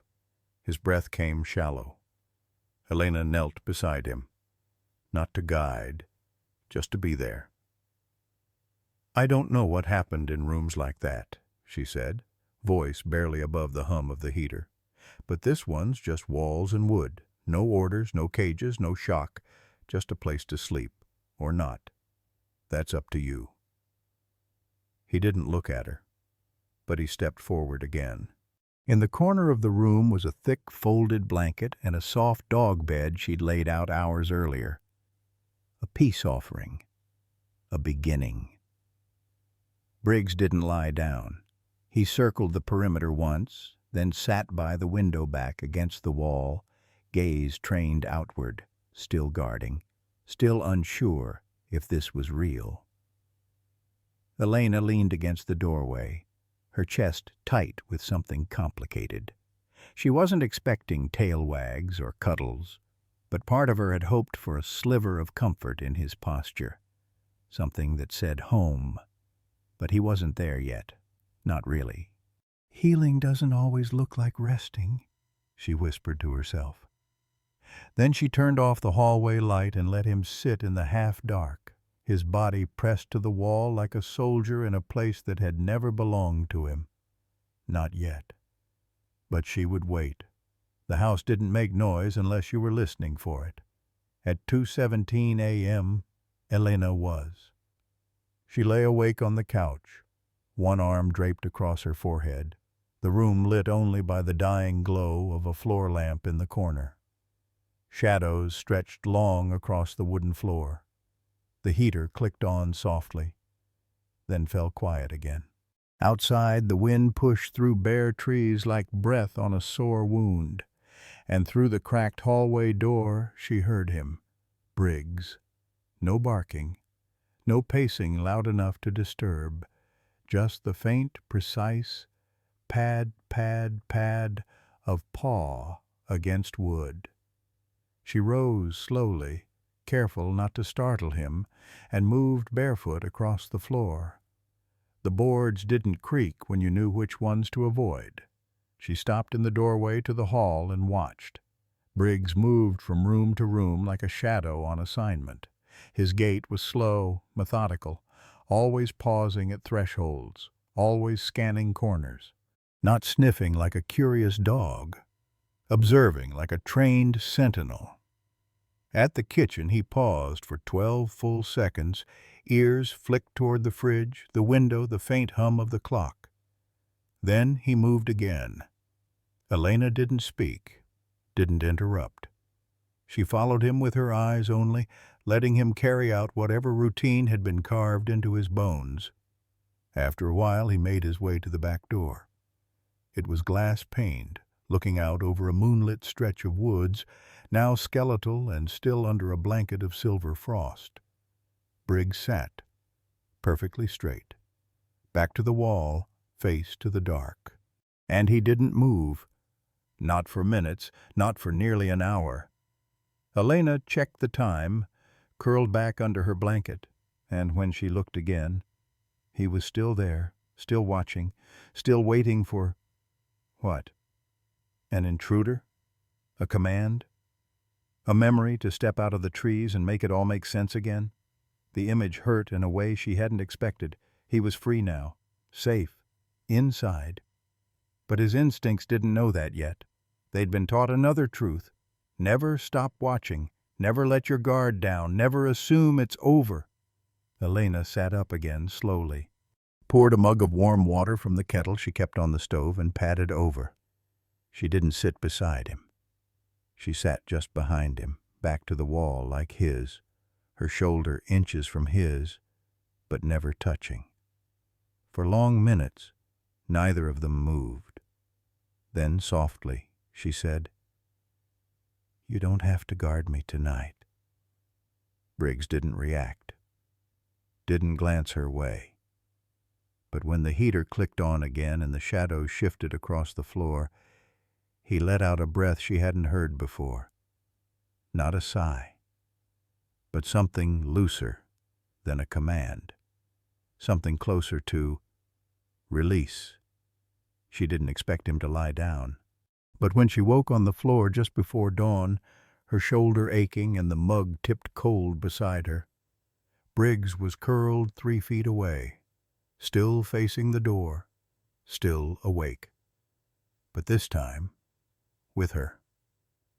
The rain came without warning, not the soft kind that taps politely on windows, but the kind that throws itself against the house in waves, like it's trying to get in. Thunder rolled in behind it, low and rumbling like a distant engine refusing to stall. The trees outside thrashed in the wind, their skeletal limbs scratching at the glass. Briggs had been curled near the fireplace all evening, half asleep, breathing steady, until the first flash split the sky. He jolted upright, rigid, ears high, eyes scanning the corners like they held ghosts. Then came the thunder. Not even loud, but something in its echo split the room wide. Briggs began to shake. It started at his shoulders, then rippled through his spine, all the way down to his hind legs, silent but trembling so violently his collar tags began to rattle against his neck. Elena had been folding laundry on the couch. She paused. Slowly she set the shirts down, crossed the room on bare feet. "Hey," she whispered gently. Briggs didn't react. He wasn't here anymore. Not really. His eyes were locked on something behind the walls, something only he could see. She knelt, didn't touch him, didn't speak again, just sat there, beside the trembling shape of him, letting her breathing fall into rhythm, making herself small, grounded. The lightning lit the room again, blue and harsh. Briggs flinched. Elena closed her eyes and began to hum, a melody without lyrics, just an old lullaby her mother used to hum when the power went out. The storm roared, and still she hummed. At first, Briggs stayed frozen, but something in the sound, not the tune but the tone, found its way through. His ears twitched, and then, slowly, achingly slow, he shifted. One paw dragged forward, then the other.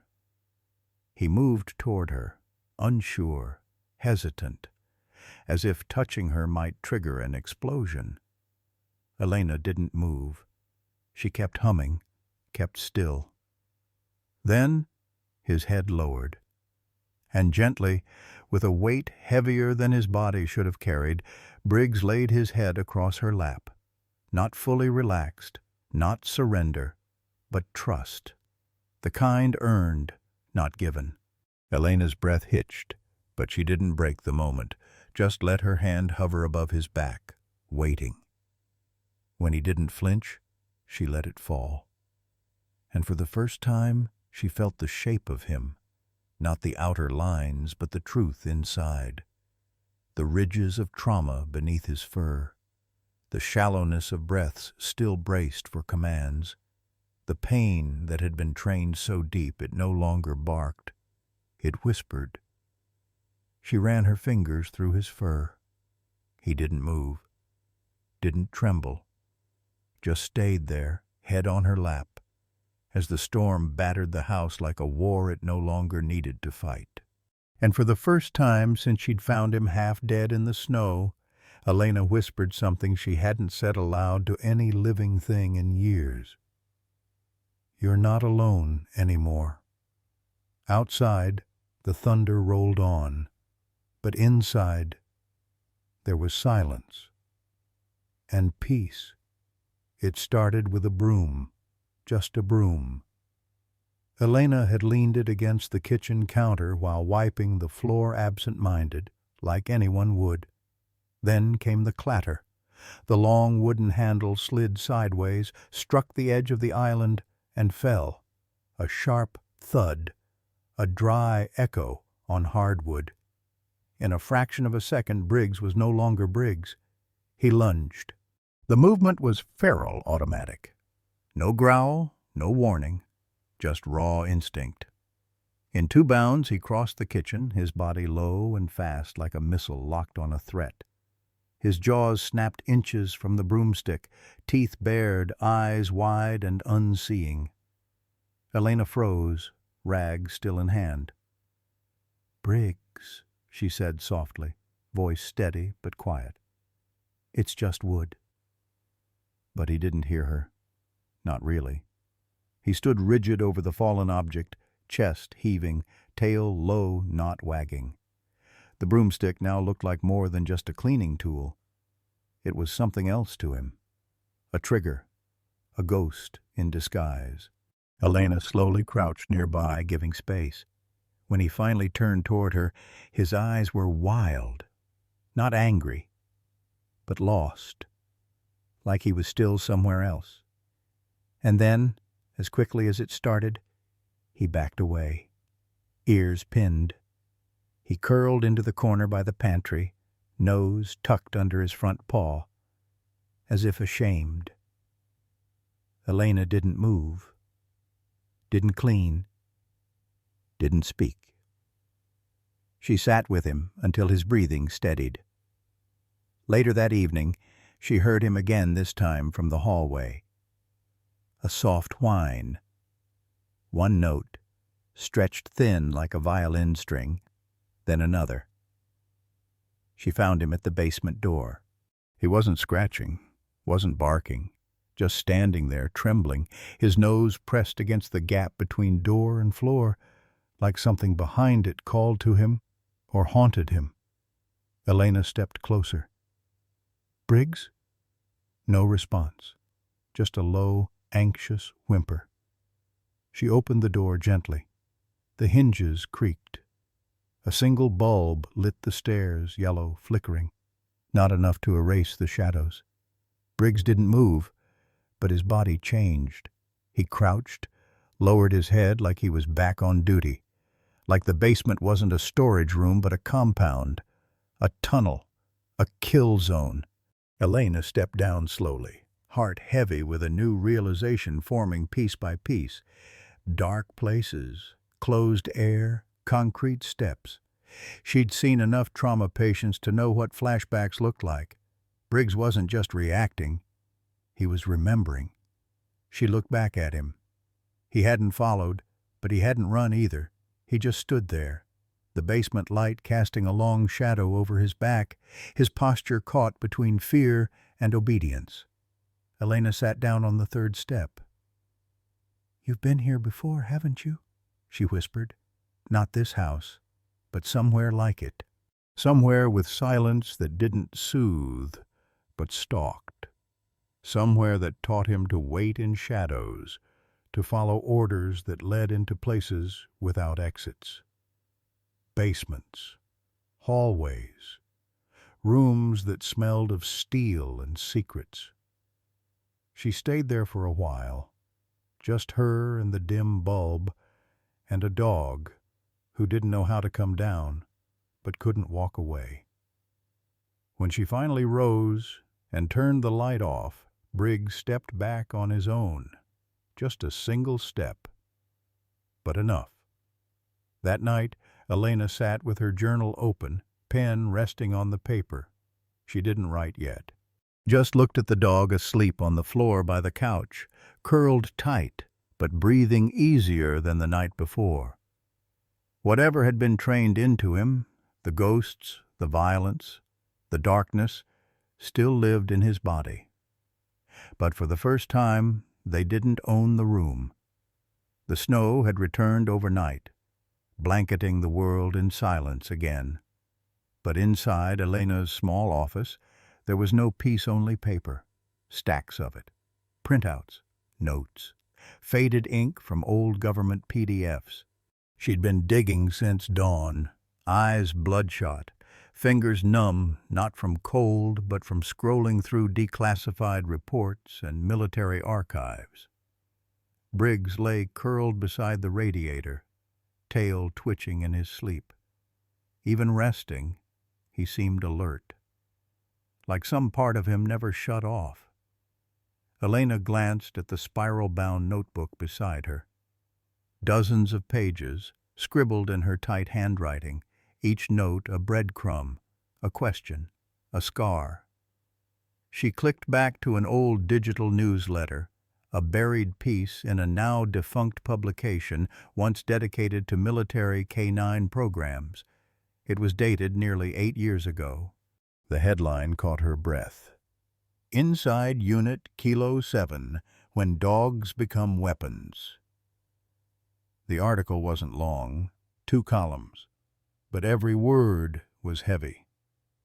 A joint operation between Army intelligence and a private contractor, Unit Kilo 7, was an experimental K-9 program focused on deep environment tactical missions. Dogs were trained for infiltration, retrieval, and off-the-record termination protocols. Elena sat back slowly. There was no mention of names, no clear locations. But one blurry image was embedded in the article. A row of German shepherds standing at attention, muzzles grayed by dust, eyes dead still, and on the closest one shoulder barely visible beneath the glare of light an ID tattoo, K7-103. Elena's breath hitched. She reached for the vet file, flipped to the back page. There, in neat ink from Dr. Carter's exam, was the tattoo she had noted just days ago. K7-103. Briggs. Her hand gripped the edge of the desk. He hadn't just been a police dog. He'd been something else, something weaponized. She scanned further down the article. A quote from a whistleblower caught her eye. Those dogs weren't just trained, they were broken and rebuilt. I saw one stare down a flashbang without blinking, but the cost? They forgot how to live outside command. Another file confirmed what she feared. Unit Kilo 7 was shut down following a classified investigation into ethical breaches and excessive force incidents during domestic operations. The report was vague, sanitized, but between the lines, the truth bled through. These weren't just handlers and working dogs, they were test subjects. And when the program collapsed, the dogs were reintegrated or discarded. Discarded. That word stayed with her. Briggs stirred in his sleep. A low growl hummed in his throat. Dream-born, involuntary. Elena closed the laptop slowly. She looked at her notebook, now filled with more than just fragments. It was evidence of abandonment, of programming, of how the world could train loyalty into a creature, then abandon him the moment that loyalty cracked. She whispered into the still room, barely loud enough for herself. They trained you for darkness, and then left you in it. Her fingers hovered over the last blank page of the notebook, and in a slow, deliberate motion, she wrote just one word: survivor. Briggs lifted his head slightly at the sound of her pen, didn't move, but his eyes found hers, and for a moment, one breath, one blink, it felt like he understood. He wasn't lost anymore, just remembered. The pen hovered over paper. For 30 minutes, Elena had written nothing, just sat at the kitchen table, the same chair she'd sat in for coffee, for thinking, for trying to forget. But tonight, her fingers shook not from caffeine, but from restraint. The envelope in front of her was blank, still white and clean, untouched by address or stamp. She finally wrote at the top, "To Major Grant Whitaker." Then she stopped. Briggs lay across the room, his body curled near the fireplace. He wasn't asleep. Not fully. Just resting in that guarded way he always did, ears flicking at the softest creaks, muscles taut beneath his thick fur. She looked back at the envelope. What could she even say? That she found the dog he left to die? That he was still alive somehow, despite the frostbite and rope scars and training that carved obedience where instinct once lived? That she hated him?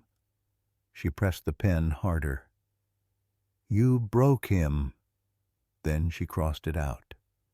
Too easy, too obvious, and not the point. What a man like Whitaker had done wasn't a one-time cruelty, it was patterned, systematic. Cold, like numbers on a spreadsheet. Dogs in cages. War heroes, reduced to assets. Briggs wasn't the only one. He was just the one she met. She stared at the sentence until her hand began to cramp. Then she slowly tore the letter in half. And again. And again. The pieces fluttered to the floor like snow. Instead, she opened a new notebook. Not for him, for Briggs. She turned to the first page, breathed in the blankness, and began. You're not broken. They want you to think you are, but you were just trained not to feel. She paused, glanced up at him. He was watching now, chest rising slowly, eyes unreadable, but not blank. They taught you to take pain, not comfort, to obey before thinking, to fight before breathing. But none of that is your fault. She swallowed. You didn't fail. They failed you.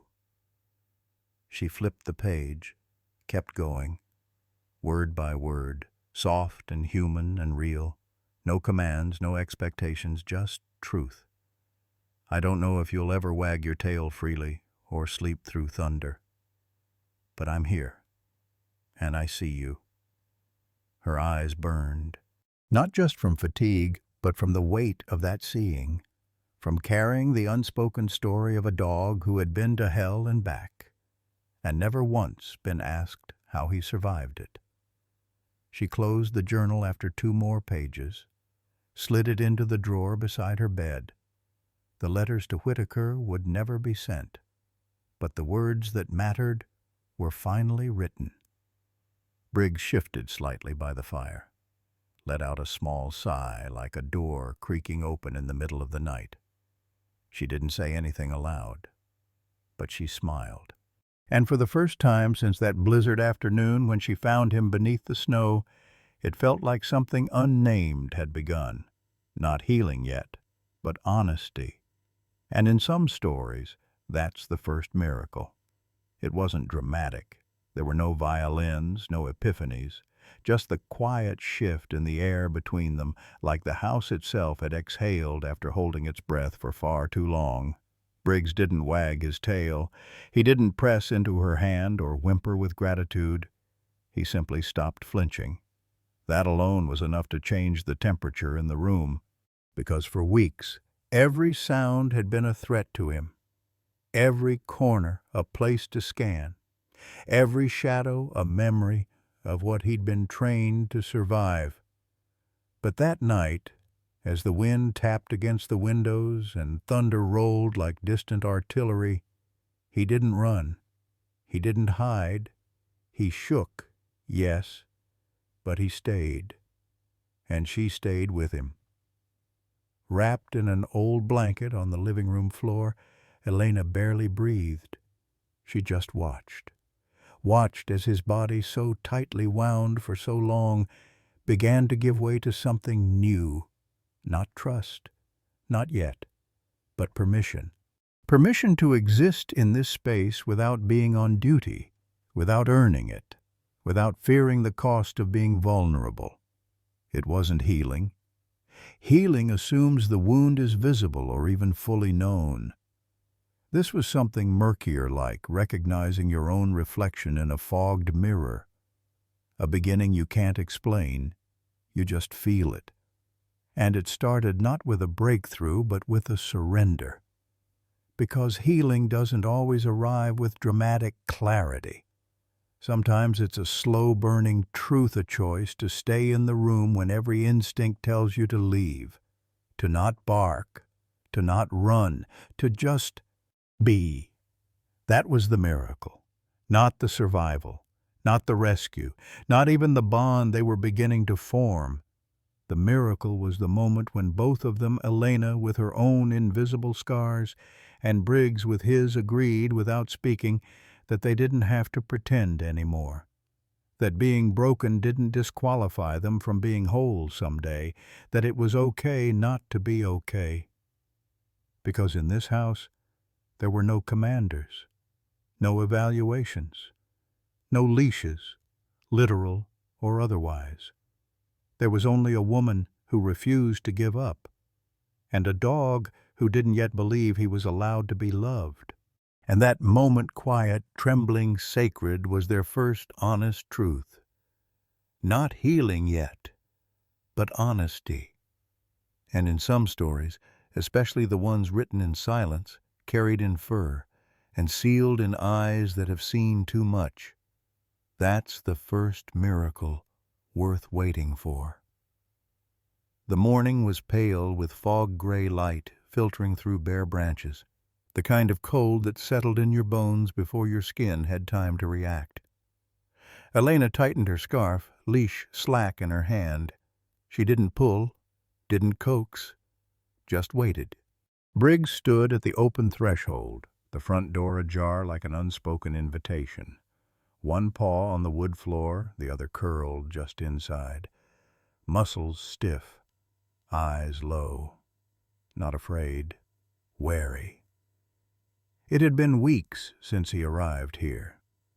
Weeks of healing, of soft-spoken evenings and carefully built trust. But this, stepping outside together, without a car, without emergency, this was new. To her, it was a walk. To him, it was a test of memory. The leash hung loose between them. She had clipped it on inside, not as restraint, but ritual. A reminder that he wasn't alone, that this wasn't command. It was choice. Briggs didn't tremble, he didn't growl, but his body leaned ever so slightly back toward safety, toward shadow. His nose lifted, air scanned. Wind brought scents she couldn't name, but he could. Dirt, birds, salt, distant footsteps, echoes of orders long gone. He blinked slowly, then stayed frozen. Elena crouched, not low like a threat, but gentle.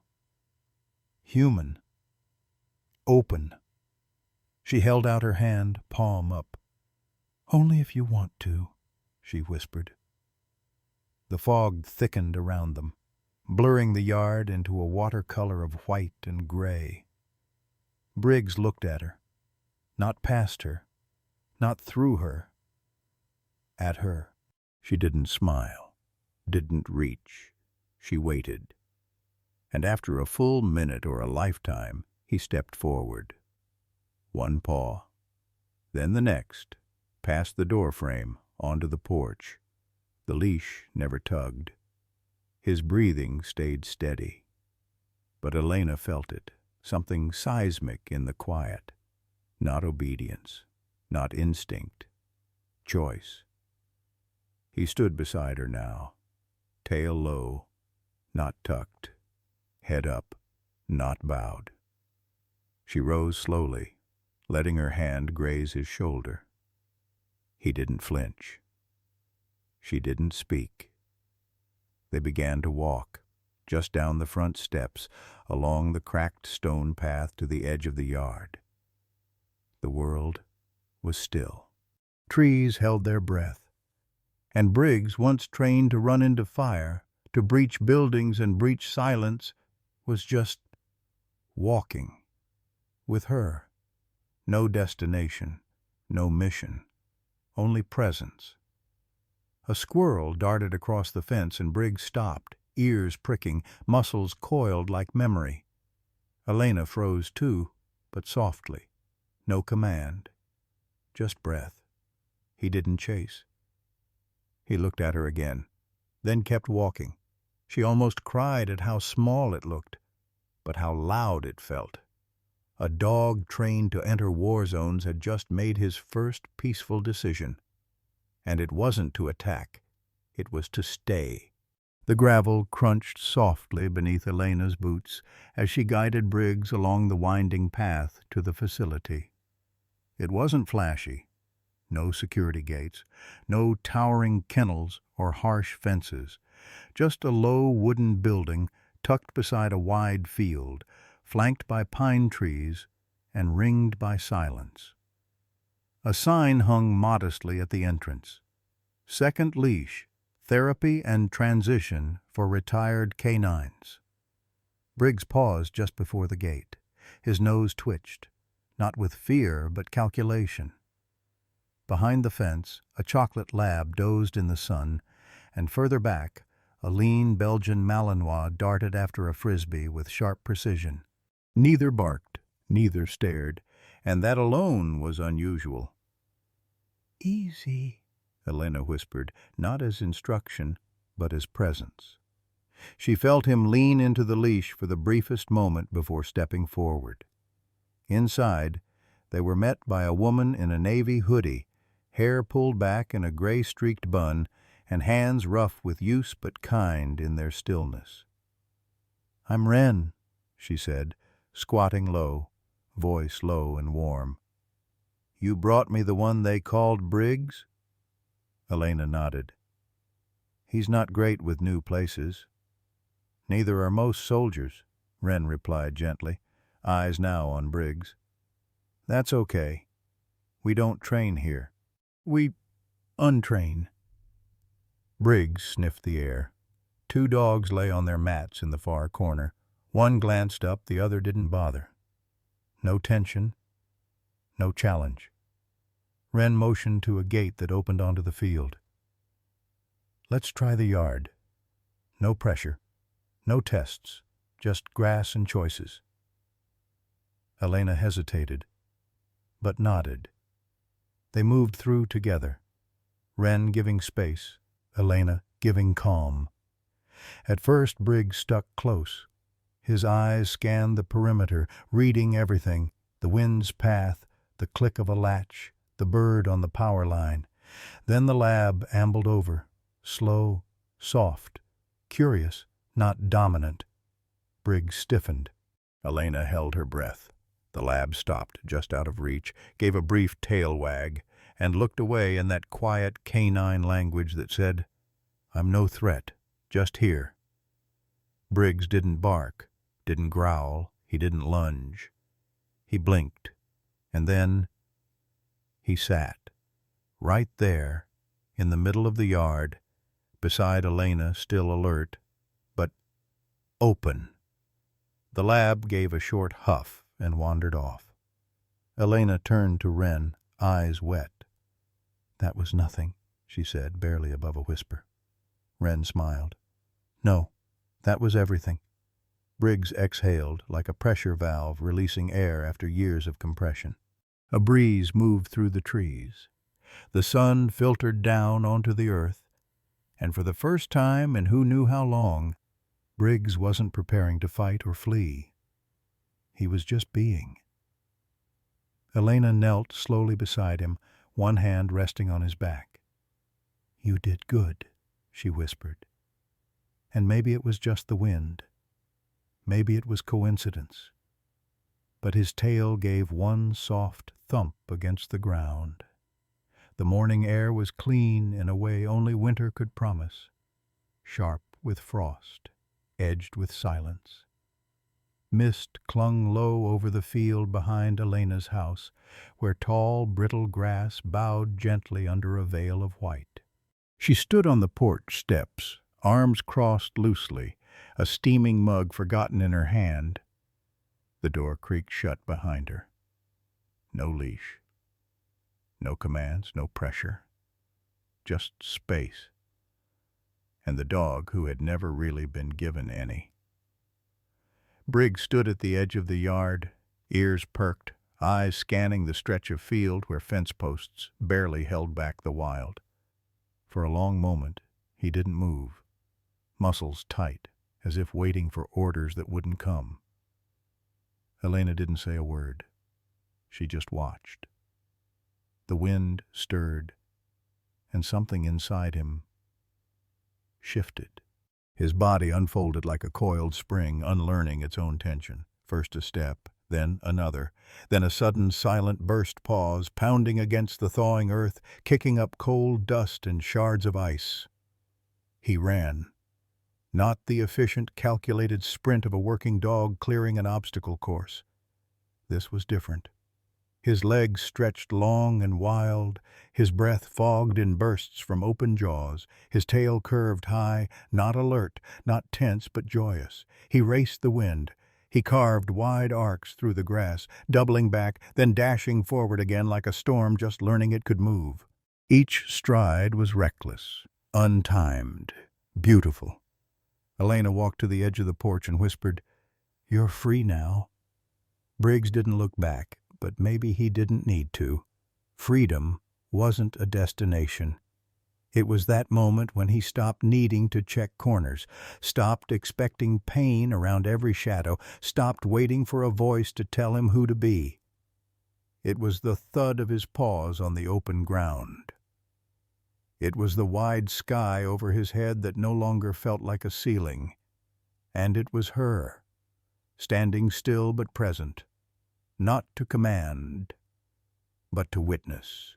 Tears pricked the corners of her eyes, not from sadness, but from something far older, a kind of ache that only healing makes space for. The sun broke through the mist in slow, golden sheets.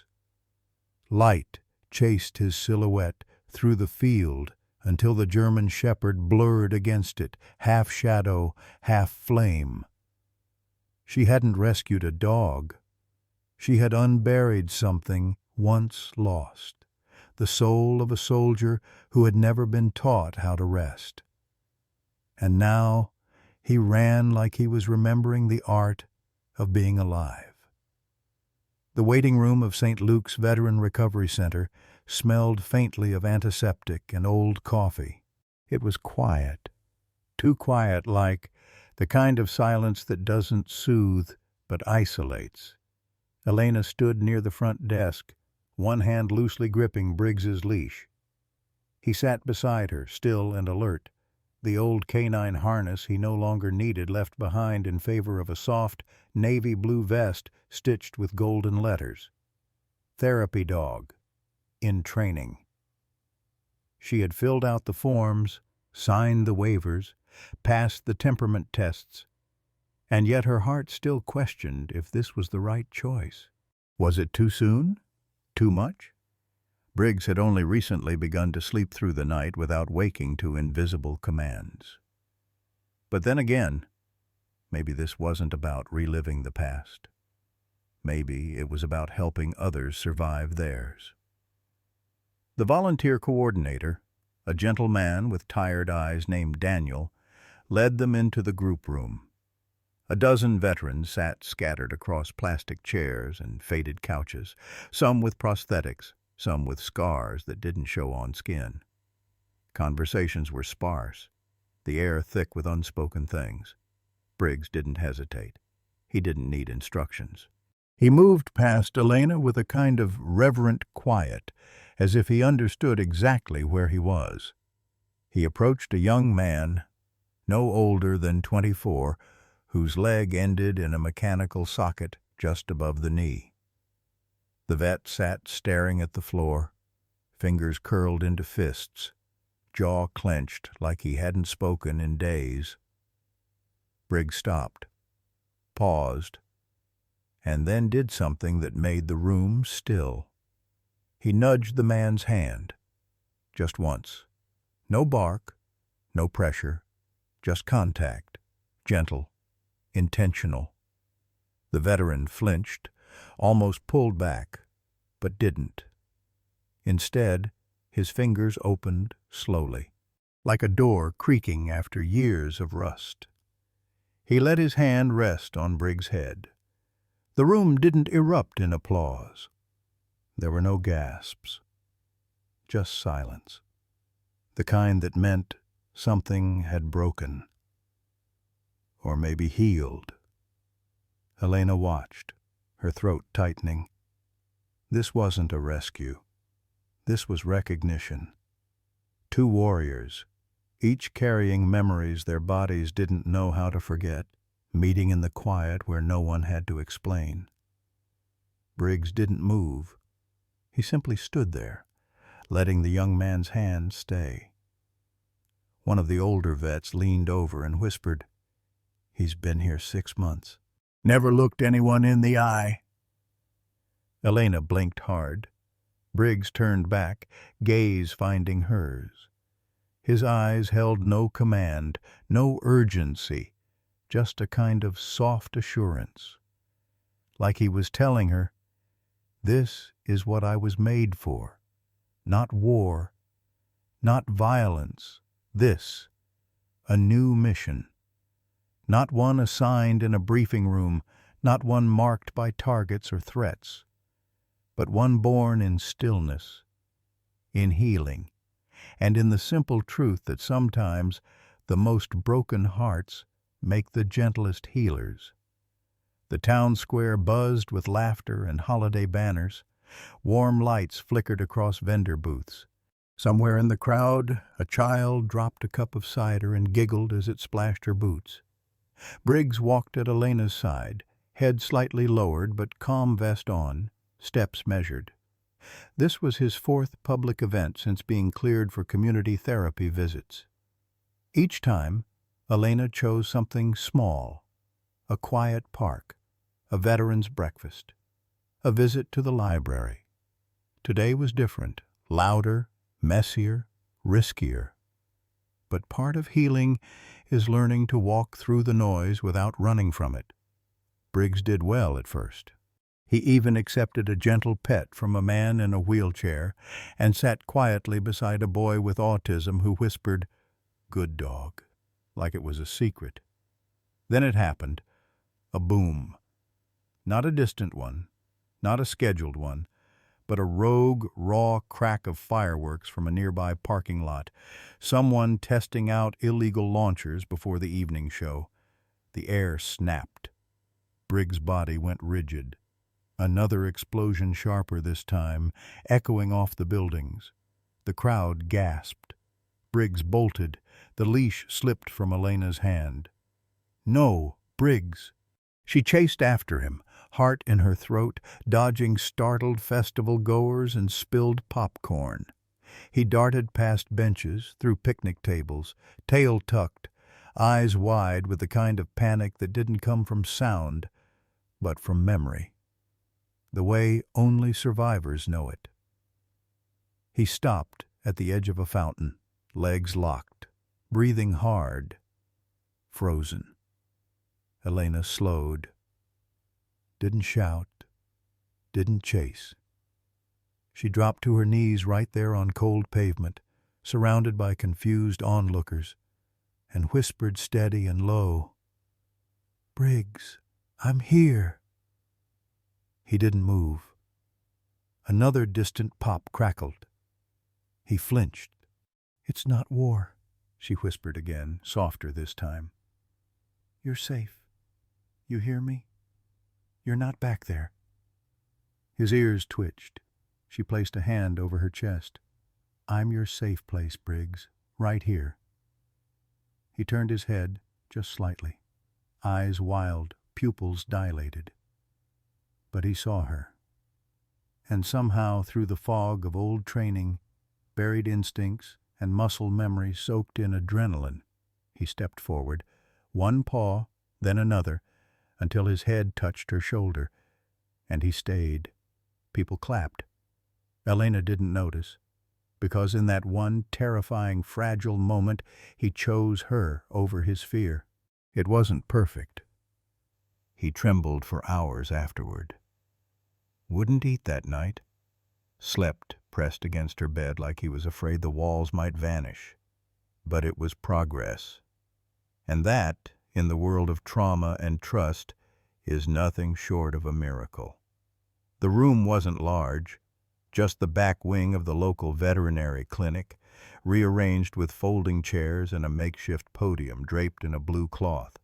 On the wall behind it hung a modest banner, honoring service, healing through trust. Veterans, staff, volunteers, and a handful of families who had seen Briggs in action during visits sat shoulder to shoulder. Some wore uniforms, some wore pain in their posture, and at the very front, lying at quiet attention, was Briggs.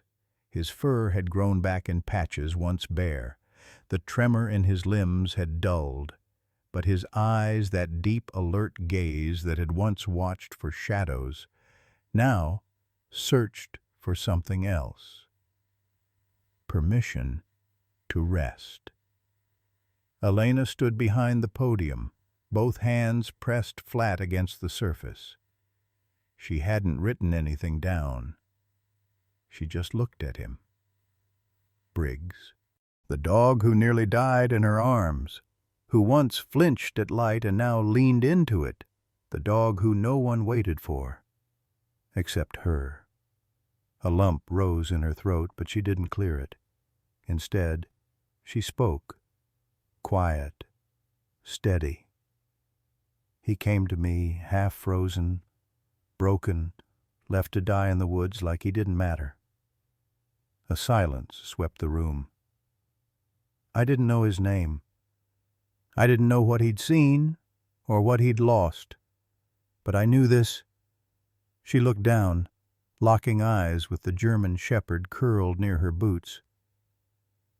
He hadn't given up. Briggs flicked an ear. Someone sniffled near the second row. He didn't bark. He didn't beg. He just endured. Like soldiers do. Like survivors do. Her voice tightened, but she didn't stop. People ask if he's mine now, if I adopted him, if he's my dog. She paused, then lowered the microphone, crouched beside Briggs, and said into the silence, "He's not my dog." A beat. "He's my partner." Briggs raised his head just slightly and leaned into her palm. And in that moment, no ceremony, no medal, no speech could match what passed between them. The room erupted in applause, but neither of them moved. Because some honors aren't made of plaques or ribbons. Some are carved in scars, earned in silence, sealed in trust, and sometimes spoken with a single touch. Not all stories are told with words. Some are written in the way a dog flinches when boots echo across tile, in the way his eyes search every face, not for kindness, but for danger, in the way he tenses when a hand rises, even just to adjust a jacket. You don't need to know everything to understand something broke him. Some wounds don't bleed. They wait. They linger. They speak through absence. Elena learned that the first night Briggs lay curled in her hallway, eyes open, body rigid, like rest was a risk he couldn't afford. He didn't bark, didn't whine, didn't ask. But when she sat on the floor beside him and whispered nothing at all, he blinked. And something in that silence answered. Because the deepest stories, the ones no file, no vet, no military report ever truly captured, were etched into him with fire, commands, and abandonment. He was a dog taught not to feel. And yet, when thunder cracked across the sky one night, and he trembled like it was gunfire, she reached out just to be near. She didn't force it, didn't coax. She just was there. And in a moment so small it could have gone unnoticed, Briggs laid his head in her lap. Not because he understood love yet, but because, for the first time, he felt safe enough to try. That's the thing no handler manual teaches you. No combat training prepares for. No discharge paper ever mentions. That sometimes healing starts not with a command, but with presence. Some bonds aren't built on loyalty or obedience. They're born in quiet moments where nothing is asked and everything is offered. She would never know all the places he'd been, never see the missions that haunted his sleep, never undo the pain. But she didn't need to, because when she said, "You're safe now," he didn't understand the words. He understood the warmth in her voice, the stillness in her breathing, the way she never flinched when he did. And that was enough.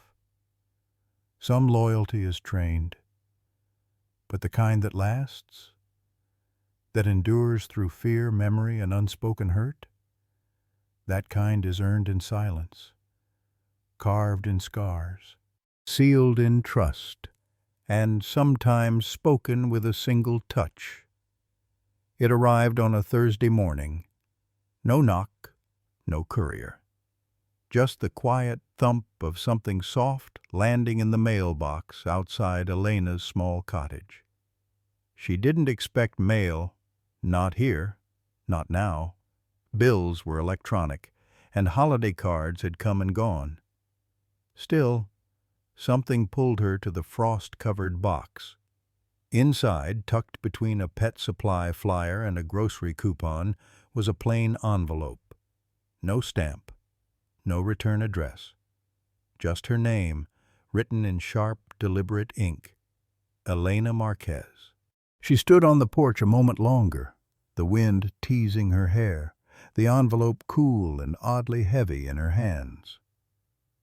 Briggs padded up beside her, nose twitching, head tilted as if sensing what she hadn't yet opened. Inside, the paper was thick, handmade maybe. The handwriting slanted, masculine but worn, like it hadn't been used in years. Just 3 lines. "He was always better than us. Thank you for proving it. W. No date, no location, nothing else." Elena read it twice, then again, her fingers tightening at the signature. The same initial branded into the bottom corner of Titan's original training report. Whitaker. The man who once spat the word useless. The man who left a living creature to freeze. The man who'd buried his guilt so deep it had taken a near death for him to acknowledge it. And even then, he didn't sign his name. Just a letter. One letter. She didn't know if it was remorse, or confession, or something else entirely. But Briggs sat at her feet, calm, present, alive. She folded the note slowly, almost reverently, and slipped it into the drawer where she kept his adoption papers, the first collar, and the worn-down tag from that snowy night. Not all apologies come wrapped in redemption. Not all cowards stay cowards. And not all endings need to be loud. Sometimes all it takes is 7 words, and the courage to finally mean them. The snow came softly this time. No wind howled, no warnings echoed through the trees, just quiet flakes drifting from a silver sky, like the world had exhaled all its rage and finally found stillness. Elena stood at the back door for a moment, watching the hill behind the house. It was where wildflowers bloomed in summer, where she often sat with a thermos and her thoughts. But tonight, it was all white, untouched, clean, silent. A different kind of battlefield, waiting for different kinds of footprints. She whistled low. Briggs was already at her side before the note faded. No leash, no hesitation, just a quiet, willing presence. They walked in sync up the hill, step by step, no rush. At the top, she settled onto the old quilt she kept in a sealed bin near the fence line. Briggs circled once before lying down beside her. His fur brushed her knee. His breath steamed the air in slow, even pulses. They didn't need words, but sometimes words came anyway. Briggs nudged her hand gently with his nose just once. Elena looked down, smiling softly. "I know," she whispered. Her fingers found the thick fur between his ears, lingering. "It's just weather now, not war." Briggs blinked slowly. His ears relaxed. No scans, no tension, just presence. The wind shifted slightly, lifting the snow in lazy spirals. Far below, the windows of the cottage glowed gold. Behind them, the scars of yesterday. Before them, nothing written yet. She leaned back against the slope, feeling the warmth of his body beside her. "I used to hate this time of day," she murmured, more to the sky than him. "Too many memories, too much in between. But now it feels like exhale." Briggs rested his chin on her boot, and for the first time in years, dusk didn't feel like a threat. It felt like peace. The house was quiet. Not the haunted kind of quiet that echoes off empty rooms or the stiff silence of things left unsaid, but the settled kind. The kind you earn after storms. The kind that hums low and steady, like the breath of something healed. Upstairs, the bedroom light glowed softly against old pine walls.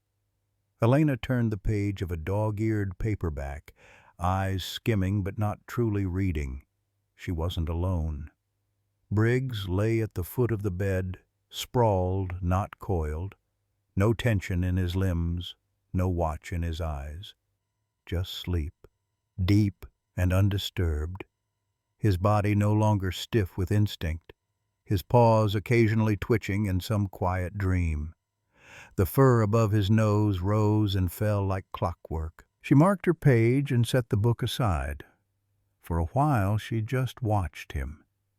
She remembered the first night he came home, how he paced the hallways, howled at nothing, lay with his back to the wall and his eyes always scanning the corners. Back then, sleep was a trap, and peace was a luxury he didn't believe in. Now, he didn't guard the door. He belonged in the room. Elena rose and walked to the shelf above the dresser. A new plaque hung between two framed photos, one of a snow-covered forest, and one of Briggs, eyes sharp but calm, wearing nothing but his fur. The plaque read, "He didn't fail the mission failed him, but he lived anyway." Her fingers brushed the edge of the wood, lingering on the final word, lived. A small sound came from the bed Briggs shifting. He didn't wake. He just sighed, deep and warm, as if even in dreams he knew he was safe.